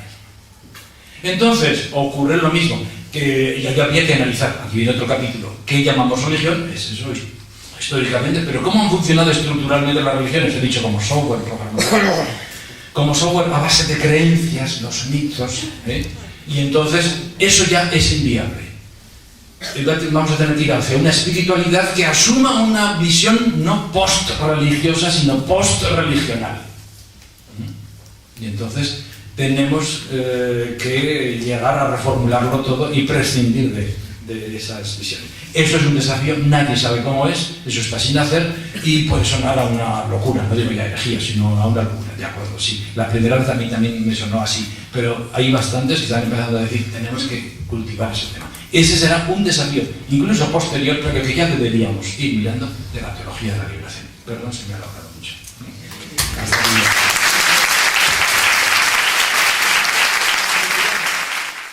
Es simplemente para anunciar que hay ahora un turno de preguntas y respuestas, va a ser media hora aproximadamente, y os rogamos la máxima brevedad para que el diálogo sea lo más rico posible, de manera que tenéis la palabra.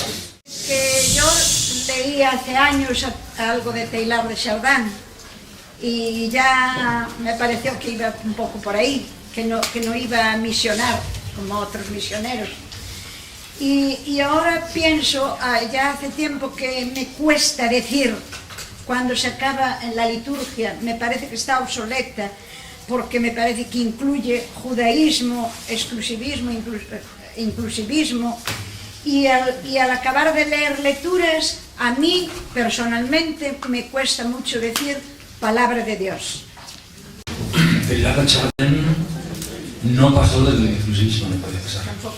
Cristocentrismo, acuérdense, pero ya incluía muchas de estas cosas, ¿verdad?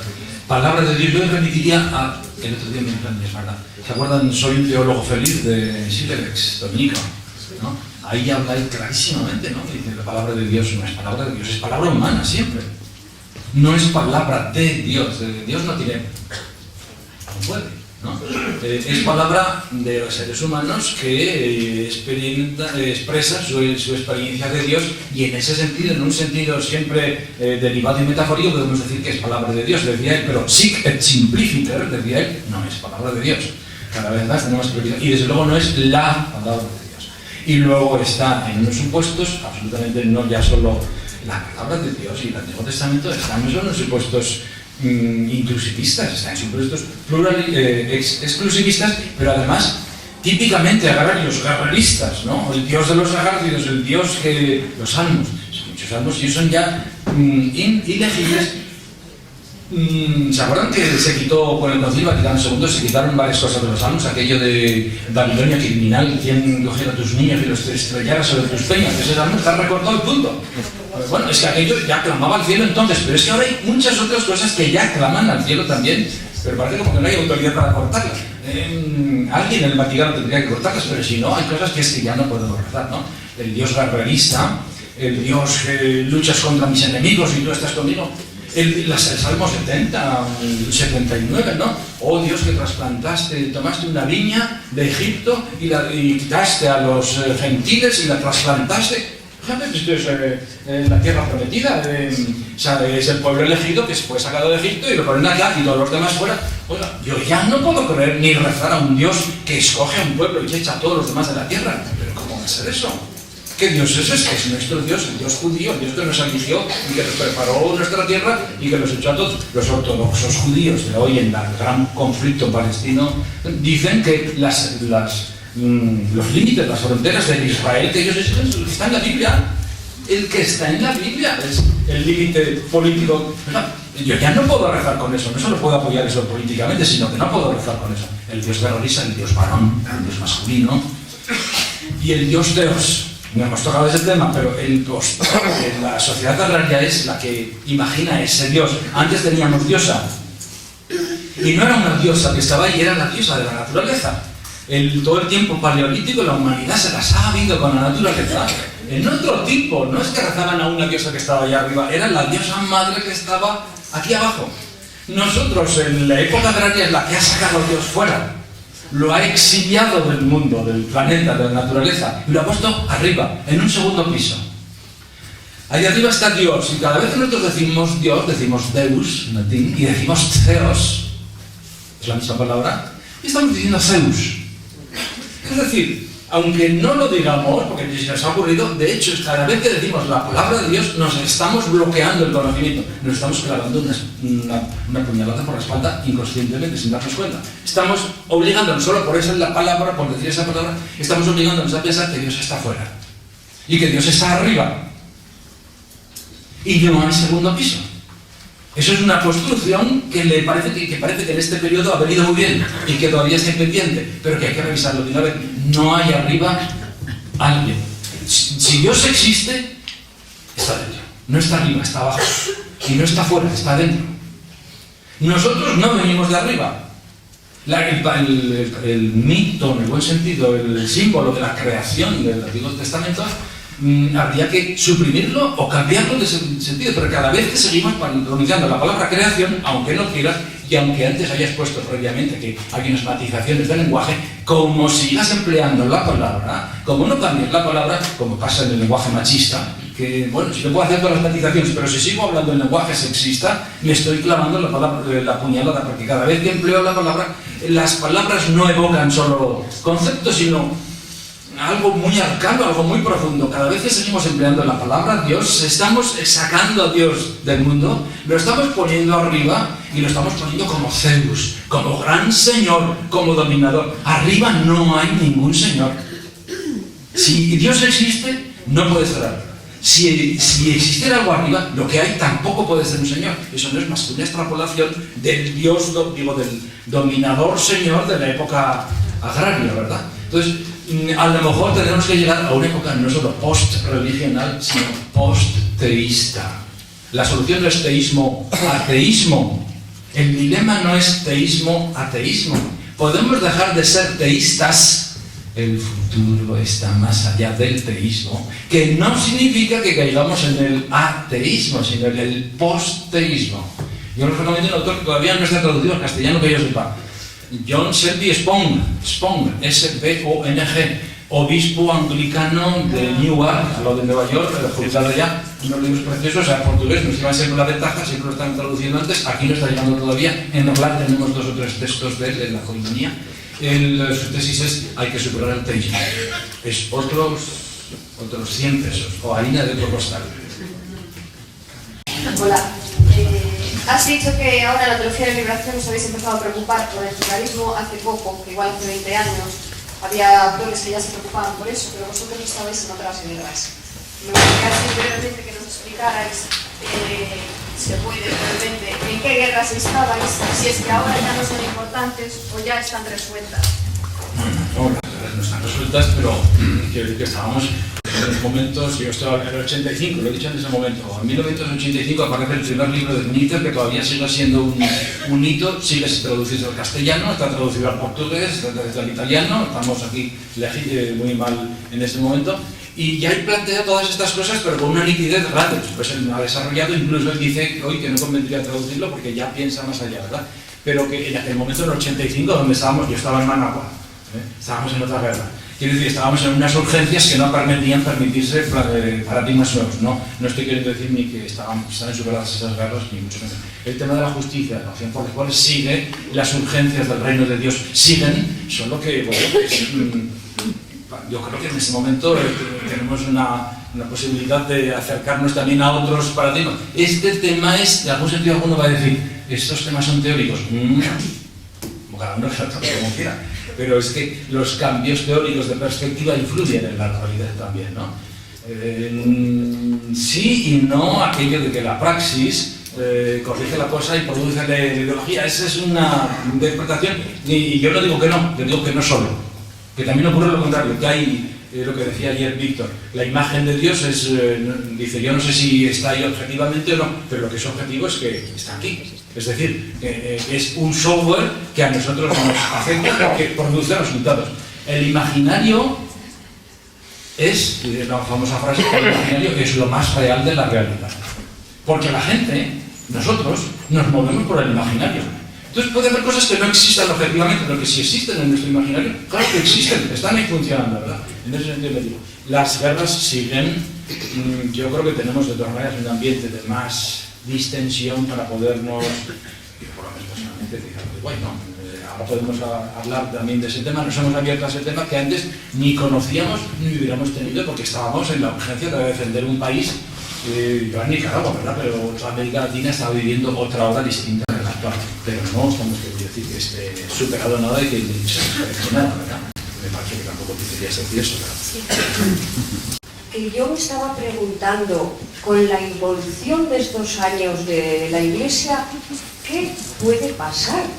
Porque me parece que en aquellos años, finales de la década de los 70 y comienzos de los 70, creo que aún lo teníamos un poco más fácil. ¿Qué puede pasar ahora? Aquello aún era un poco más fácil que esto. Yo dije al principio, esto es una cosa muy seria. Es una cosa que hay que hablar con cuidado, con respeto, aunque hablemos con humor. Pero aquel cambio, la teología de la liberación, ¿qué significó sobre el Concilio Vaticano II? Sí, la teología de la liberación es la aplicación del Concilio Vaticano II a América Latina. Sí, no. Sí que es la aplicación, era la aplicación, la conferencia en que se aplicaba, pero de hecho es una aplicación que da un salto más. ¿Cuál es la dimensión? El descubrimiento de los pobres, el descubrimiento de la dimensión política. El Medellín, o la teología de la liberación, es el cristianismo conciliar con una dimensión nueva, que es el descubrimiento político, ¿me entienden? Dimensión política, estoy queriendo decir, dimensión de la justicia, dimensión dialéctica, dimensión del compromiso sociohistórico y por tanto implicación política. Eso es lo que ya mucha gente que estaba con el concilio dijo no, el concilio sí, teología de la liberación no. ¿Por qué? Porque entraba en un campo nuevo, una dimensión nueva, un paradigma nuevo, implicación política. Aquel cambio a mucha gente le costó la vida cristiana, no podían entrar por el tema político. No podían entrar por el compromiso por los pobres. Mucha gente muy progresista en el Concilio Vaticano II hasta que llegó la dimensión política. Todos tenemos nuestra experiencia, hemos tenido compañeros en los primeros años del postconcilio que éramos todos progresistas, puramente prosconciliares, pero cuando llegó la teología de la liberación, ahí nos dividieron.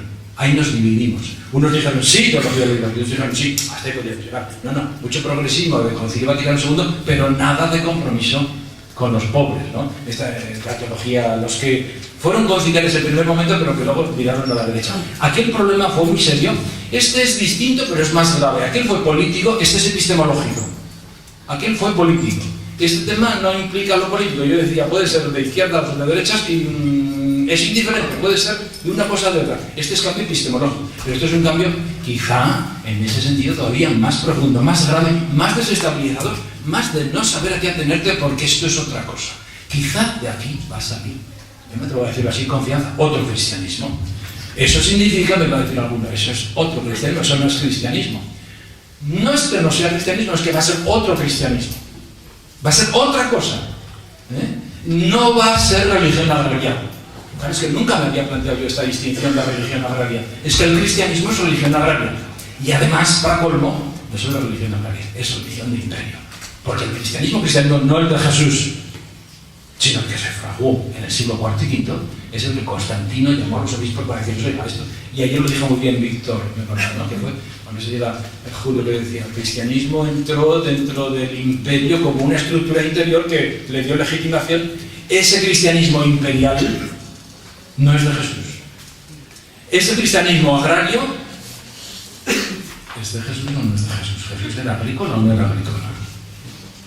Jesús mismo estaba en el mundo agrario, pero Jesús mismo, por su forma de ser, es superación del sistema agrario, superación de la religión.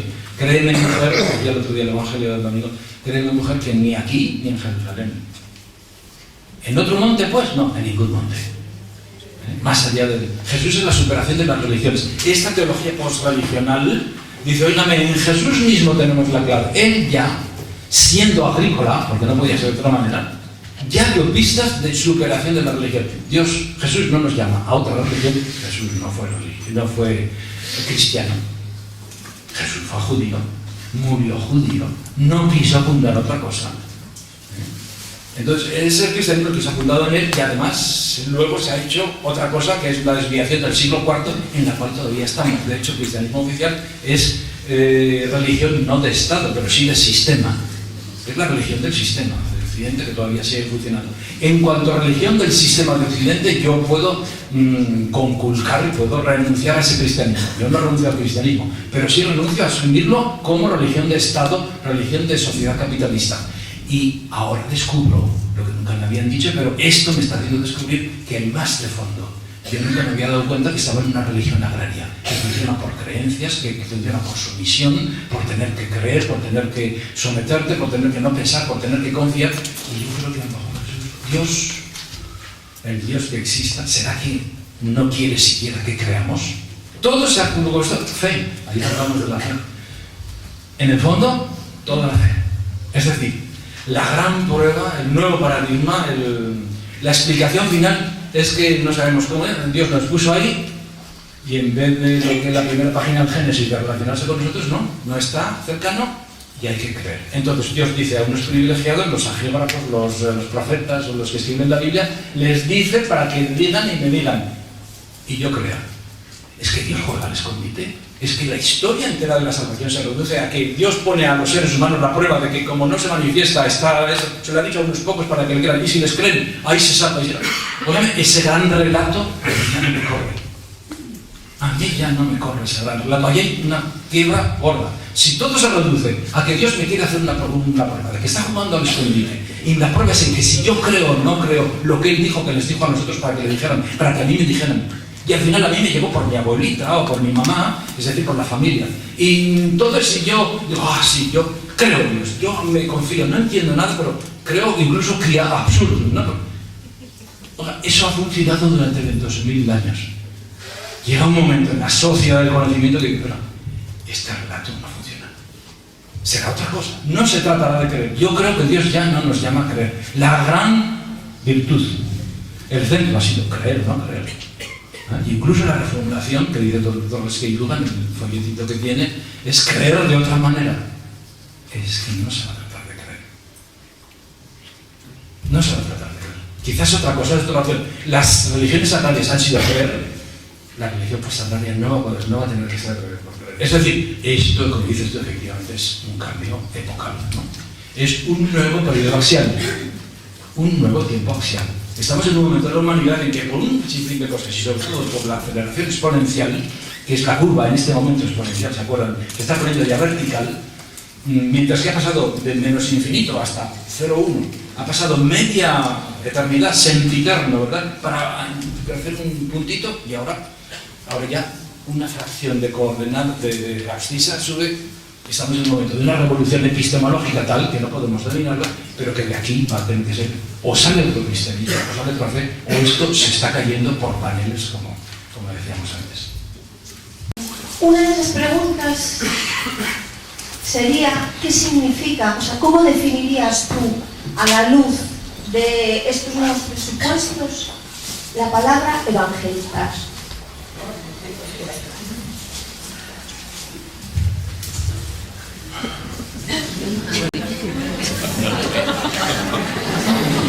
Yo diría, la misión clásica no. Muchas veces sabemos más lo que no, pero que sí.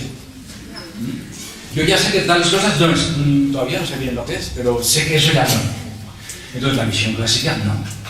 Es decir, yo ya no puedo ir, en el primer paradigma, interreligiosamente, ir a convertir a los chiquitos. No. Pero no es que yo no pueda, es que yo creo que el cristianismo no debe, ¿verdad? O sea, nosotros los cristianos no tenemos que pretender, como no somos la única religión verdadera, como no somos la religión verdadera, sino que todas las religiones son verdaderas, título de un capítulo de un libro, ¿verdad? Cuando ya has construido todo, primera conclusión, bueno, la conclusión es que todas las religiones son verdaderas. No nos alteremos porque el capítulo siguiente dice, y todas las religiones son falsas. Todas las religiones son a la vez limitadas, falsas, no se puede ofender. Entonces, no podemos ir a convertir, porque no es necesario convertir. Entonces dicen, ¿es que usted se carga la misión? No, la misión sigue, pero sigue otra misión. La misión sigue, pero sigue otra misión. No es una misión para convertir, será una misión para compartir. Yo tengo que ir a compartir lo que tengo porque lo que tengo es valioso, yo creo que es valioso. Primero no puedo ir desnudo de todo lo demás, o sea que yo solo estudio a Jesucristo, solo a Jesucristo, ya no voy a compartir los dos. Necesito compartir también, enterarte un poco de las demás religiones. Hoy ya no podremos ser solo cristianos. Después de Sobrino, el notificado siguiente no soy yo, soy la conferencia episcopal, pero del Vaticano, el notificado siguiente es Peter Pham, PH. No sé si lo han oído, ¿verdad? Salió en julio. Sobrino fue notificado en marzo, él fue notificado en julio. Su libro, pues, con el que se meten es Being Religious Interreligiously, ser religioso interreligiosamente. Ya no se puede ser solo cristiano. ¿Me explico? Es decir, si realmente creemos que Dios se ha manifestado en todos los sitios, pues yo ya no debo pasar de largo de las demás religiones. Yo tengo ya que saber, tengo que ir a buscar. ¿Podría yo solo leer la Biblia? Nuestras liturgias podrían solo leer la Biblia como oficialmente está mandado, porque lo demás no es palabra de Dios, es literatura sagrada. Literatura religiosa, no es por literatura, no palabra de Dios. No, para mí ya es también palabra de Dios. Claro que no es fundamentalismo, no es letra dictada, ni la Biblia es palabra de Dios escrita literalmente, mucho menos tampoco las otras. Entonces, yo no puedo ir a convertir, sino tendría que ir a compartir, pero tendría que ir un poco calzado ya antes, porque yo ya no puedo ser solo, tengo que ser cristiano interreligiosamente. Y mi objetivo, en último término, en la evangelización de los otros pueblos, no sería convertir a los japoneses, convertir a los sintoístas. Yo no quiero que los sintoístas se hagan cristianos. Yo, si voy a Japón y soy misionero allá, yo no querré que los sintoístas se conviertan. Yo querré que los sintoístas se conviertan en buenos sintoístas. Yo quiero que los sintoístas sean buenos sintoístas. Y que me ayuden también a mí a ser buen cristiano. Porque ni ellos van a ser solo sintoístas, ni yo solo voy a ser cristiano. Al final vamos a tener que pensar en que todo esto se va a ir diluyendo, y es una grandísima horror para muchos oír eso, ¿verdad? Pero bueno, se va incluyendo como estamos sosteniendo en el libro próximo de la colección aquella de Por los muchos caminos de Dios, de la SED, cuyo quinto volumen está a punto de entrar en imprenta, donde la tesis es, tenemos que ir hacia una tesis, hacia una teología interreligiosa. Pero no interreligiosa, sino transreligiosa, más allá de las religiones. No la teología comparativa que están diciendo en Estados Unidos, es decir, que ya no se dice nada cada tema, en cristiano, sino que es cada tema, por temas, qué dice el cristianismo, qué dice el hinduismo, qué dice con teología comparativa. De cada tema, qué dicen los demás. No. Será que si yo ya reconozco valor en todos, yo también me siento un poco hindú, yo también me siento un poco post-teísta o no teísta como los hindúes, entonces la doctrina de la Trinidad nuestra necesita un poco del ímpetu hinduista para decir amén, que eso son imágenes, ¿verdad? No es lo que cree usted tanto, porque todo eso no son unas formas balbucientes de decir, no confunda usted lo que está diciendo como si fuera una descripción de lo que está teniendo, el objetivo. Pensábamos cuando estábamos en nuestra fe y cuando rezabas a la corte celestial, pensabas que estabas ya en ella, al tener yo contacto por la oración o por mi éxtasis místico, quien lo tuviera, pues ya parece que estás en la salvación. No, todo eso no es la salvación. Todo eso es un plano de la salvación. Ese no es el territorio de la salvación. Nuestra religión no es la salvación, no da con la salvación. Nuestra religión no es más que un plano, pero cuando estás en el plano tienes que saber que no estás en el territorio, estás en un plano. El territorio no está aquí. Toda nuestra religión es un plano también. Nos tenemos que abrir con los planos. No podemos funcionar sin planos, no podemos funcionar sin categorías, sin formas. Pero tengo que no olvidar nunca que eso son formas y que las demás religiones son también formas. Entonces yo ya no puedo ir con la espada desenvainada como quien va con el objetivo y tiene que convertir las cosas. La evangelización para los otros pueblos no puede ser eso. Yo tengo que pretender no que los otros se conviertan en mí, sino que todos nos convirtamos en nuestra propia religión, sabiendo a la vez que todos vamos a ir trascendiendo. ¿Será que si vamos a hacer una teología, como decimos nosotros, la World Theology, teología del mundo, no es de los cristianos, no es de los hinduistas, y no es porque sea de todos a la vez sumatoriamente, no es porque lo sea comparativamente, sino porque, pues es que quizá ahora tenemos que hablar de ser religioso, espiritual, trascendente, y te ayudan las religiones, pero esto va a tener que combinarse un poco, ¿verdad? Me parece que era esta la evangelización a la que te referías, la de los otros pueblos, ¿verdad? Porque dentro de nosotros, no, la de nosotros misma. Otros 100 pesos también, eso es la harina de otro costal. Yo creo que en este momento sería, pues, abordarse. No tenemos solución, no tenemos recetas, ¿no? Lo que tendríamos que hacer es profundizar en esto, asumir estos desafíos y ver entonces que si la humanidad está buscando, y todo este mundo europeo que decimos que pasa de iglesia, no obstante no pasa de espiritualidad, y hay tanta gente que está buscando, acérquense al mundo de lo de la física cuántica. Hay una cantidad de publicaciones de física cuántica y mística, física cuántica y religiosidad, y física cuántica y Dios. Resulta que no podemos tener en eso ahora, ¿verdad? Pero por aquello de que la materia no es solo materia como hemos pensado y el espíritu es otra cosa, sino que la materia es energía y que la captación de la materia unas veces nos aparece como partículas y otras como ondas. Es decir, que la misma materia es, energía, es entidad, es fuerza. La espiritualidad, ¿qué va a ser? ¿Qué es la conciencia? ¿Es una cosa que Dios nos dio desde fuera? ¿Dios nos creó desde fuera? No, nosotros no venimos de fuera, venimos de dentro. No es que alguien nos dio algo de fuera, no es que si tenemos alma, que es la forma de decir que éramos algo más que la materia, y aparte, hoy tenemos que decirlo de otra manera, no tenemos alma, tenemos el alma de la materia, la santa materia de la que en sí misma es también espiritual. Entonces, si todo ese mundo está buscando por ahí esas salidas, ¿por qué los cristianos, por qué la Iglesia oficial está en contra? Simplemente descalificando, anatematizando y diciendo todo eso no es. La única solución es el patrimonio que nosotros teníamos de la edad agraria, ¿no? Hoy tendríamos que estar los cristianos, la evangelización no tendría que ser convertir a nadie, sino estar en primera fila, en la primera vanguardia, junto a todos aquellos que buscan. Yo me pregunto, ¿dónde estaría hoy Jesús?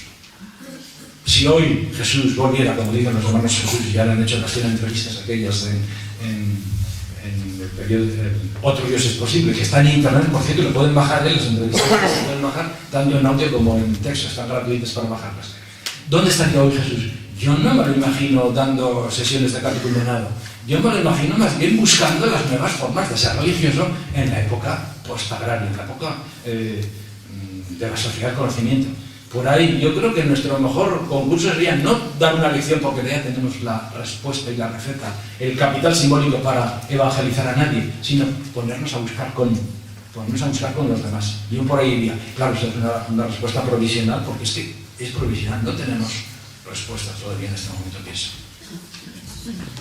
José María, vamos, yo no sé si el hecho de tener 73 años y la dificultad que para mí representaría asumir esa línea que tú indicas, los dos paradigmas, pues me hace reaccionar un poco tratando de pedirte alguna aclaración. Yo, cuando leí tu libro, si recuerdas, allí una vez en Fernando de los Ríos ya hablamos un poco, la conversación no pudo ser más. Pero yo pienso lo siguiente. Primero, el paradigma del pluralismo. ¿Es indispensable, desde tu punto de vista, que ese pluralismo sea enteramente simétrico? Torres Queiruga sugiere el pluralismo asimétrico. Pero es que si el pluralismo es asimétrico, hay muchas cosas de las que has dicho que a mí ya no me cuadran. Ahora, por eso me interesa que digas si eso es posible, ¿no?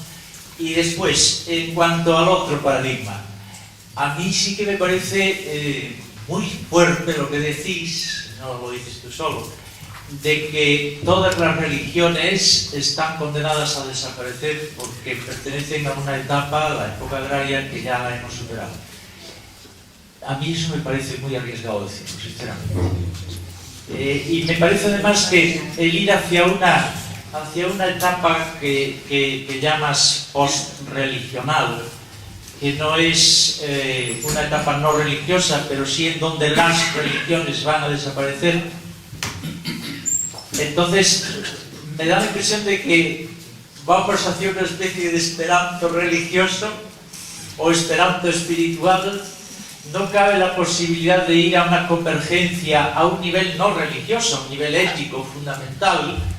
Ayer hablábamos mucho de esto. Eso es una propuesta que hoy se está haciendo muy seria, a mi entender, que nos va a permitir una profunda convergencia si lo logramos. Pero es necesario la renuncia a la diferenciación religiosa. Todas estas religiones que hoy son religiones que han nacido, como tú dices, de 5.000 años para aquí, ¿están condenadas a desaparecer? Bueno, a mí todo eso me plantea infinitos problemas. Efectivamente, son cosas que terminan de hablar. Esto es un chut, echar la pelota a rodar, pero hay mucho más que hablar y hay que matizar. El pluralismo, efectivamente, sí, no tiene por qué ser, no es simétrico. Pluralismo simétrico lo suelen llamar a decir todas las religiones son iguales. No, todas las religiones no son iguales, al revés, son muy diferentes, tan diferentes que ni se pueden traducir, no hay traducción simultánea. Eso que dicen los musulmanes es lo que nosotros decimos. No hay equivalencia, no es de fácil. Se pueden encontrar algunas grandes estructuras equivalentes, pero no, las religiones no son sinónimos simétricas. Se dice pluralismo asimétrico para decir unas más que otras. Unas religiones han podido llegar más a Dios y otras menos. Unas han podido desviar más y otras menos, o sea que no estamos diciendo que un pluralismo asimétrico, digo simétrico, igualitario, sino que hay diferencias. Y además, cuando decimos todas las religiones son verdaderas, no estamos diciéndolo así dogmáticamente y absolutizadamente. Puede haber, digamos, todas las religiones son verdaderas, pero es que en mi barrio de enfrente de Managua, allí pues un señor el otro día se enfadó con su pastor y creó una nueva religión. Todas las religiones son verdaderas. No, bueno, con matización, ¿no? Eso no, a lo mejor no es ni religión, ¿no? Eso es un invento personal. Todas las búsquedas de Dios habladas por un gran pueblo, igual que en Lumen Gentium 16 me parece que se dice el pueblo de Dios es infalible en este sentido, que cuando todo el pueblo de Dios como conjunto busca no puede estar equivocado, ¿verdad? Bueno, que estamos en la calle, pero no estamos igualitarizando todo, ¿no? Eso es cierto, ¿no? Pero ese es menos problemático que el segundo. Digamos, aquel cambio político, este es epistemológico, este es general. Aquel ya, ahora no vamos a discutir de un punto, sino estamos poniendo en juego la propia religión. Claro, he dicho, matizamos el concepto de religión. No es lo religioso, por eso yo digo siempre, no digamos post-religioso. No vamos a ser falsos religiosos, sino que vamos a ser post-religionales. No existe el adjetivo, pues nos lo inventamos para decir. Lo que queremos decir es que saltamos lo que las religiones tengan de agrario, que de hecho es lo que han sido las religiones, porque antes no había religiones. Las religiones condenadas a desaparecer, sí y no, porque aquí estamos con aquello del dicho de que cuando lavas al niño en la palangana, lo lavas y después tiras y lo sujetas al niño. El niño no hay que tirarlo. Las religiones sagradas hay que tirarlas. Bueno, hay que tirarlas, perdón. Van a ser superadas en buena parte y todo lo que tienen de agraria en una sociedad que va a dejar de ser agraria. Cierto, señor. Otro paréntesis. Esto es aquí en Europa ya están en este punto, pero en América Latina no.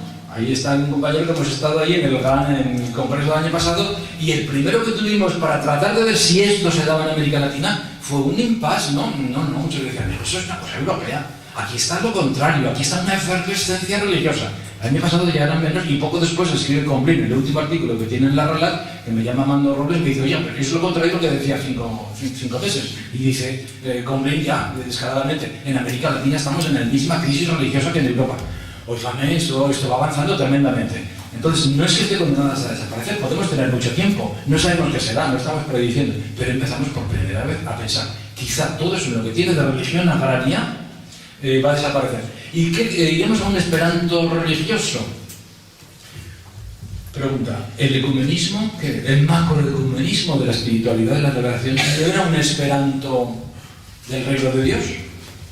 Ahí podíamos luchar por la causa de Jesús con creyentes y no creyentes, digamos todos por la causa de Jesús, que ellos no la llamaban de Jesús, la llamaban la causa del mundo nuevo, el hombre nuevo, la mujer nueva, un mundo nuevo, sociedad de justicia, y nosotros decimos, esa es la causa de Jesús, pero no vamos a discutir de nombres, no vamos a discutir de lenguas, con distintas lenguas vamos en el mismo esperanto.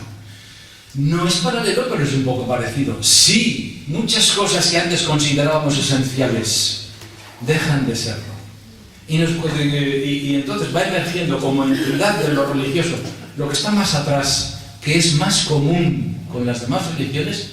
Me parece que puede ser fácil interpretar lo de la imagen del esperanto religioso un poco caricaturizadamente, pero algo de verdad hay. Vamos hacia una convergencia donde, igual que nosotros podemos tener una reunión ecuménica, católicos y protestantes, y ya no hay problema, y rezamos. Oiga, eso es un esperanto de confesiones cristianas. Cada uno tendría que tener su misa, su cena del Señor, y no, ¿por qué es posible ese esperanto en lo ecuménico cristiano?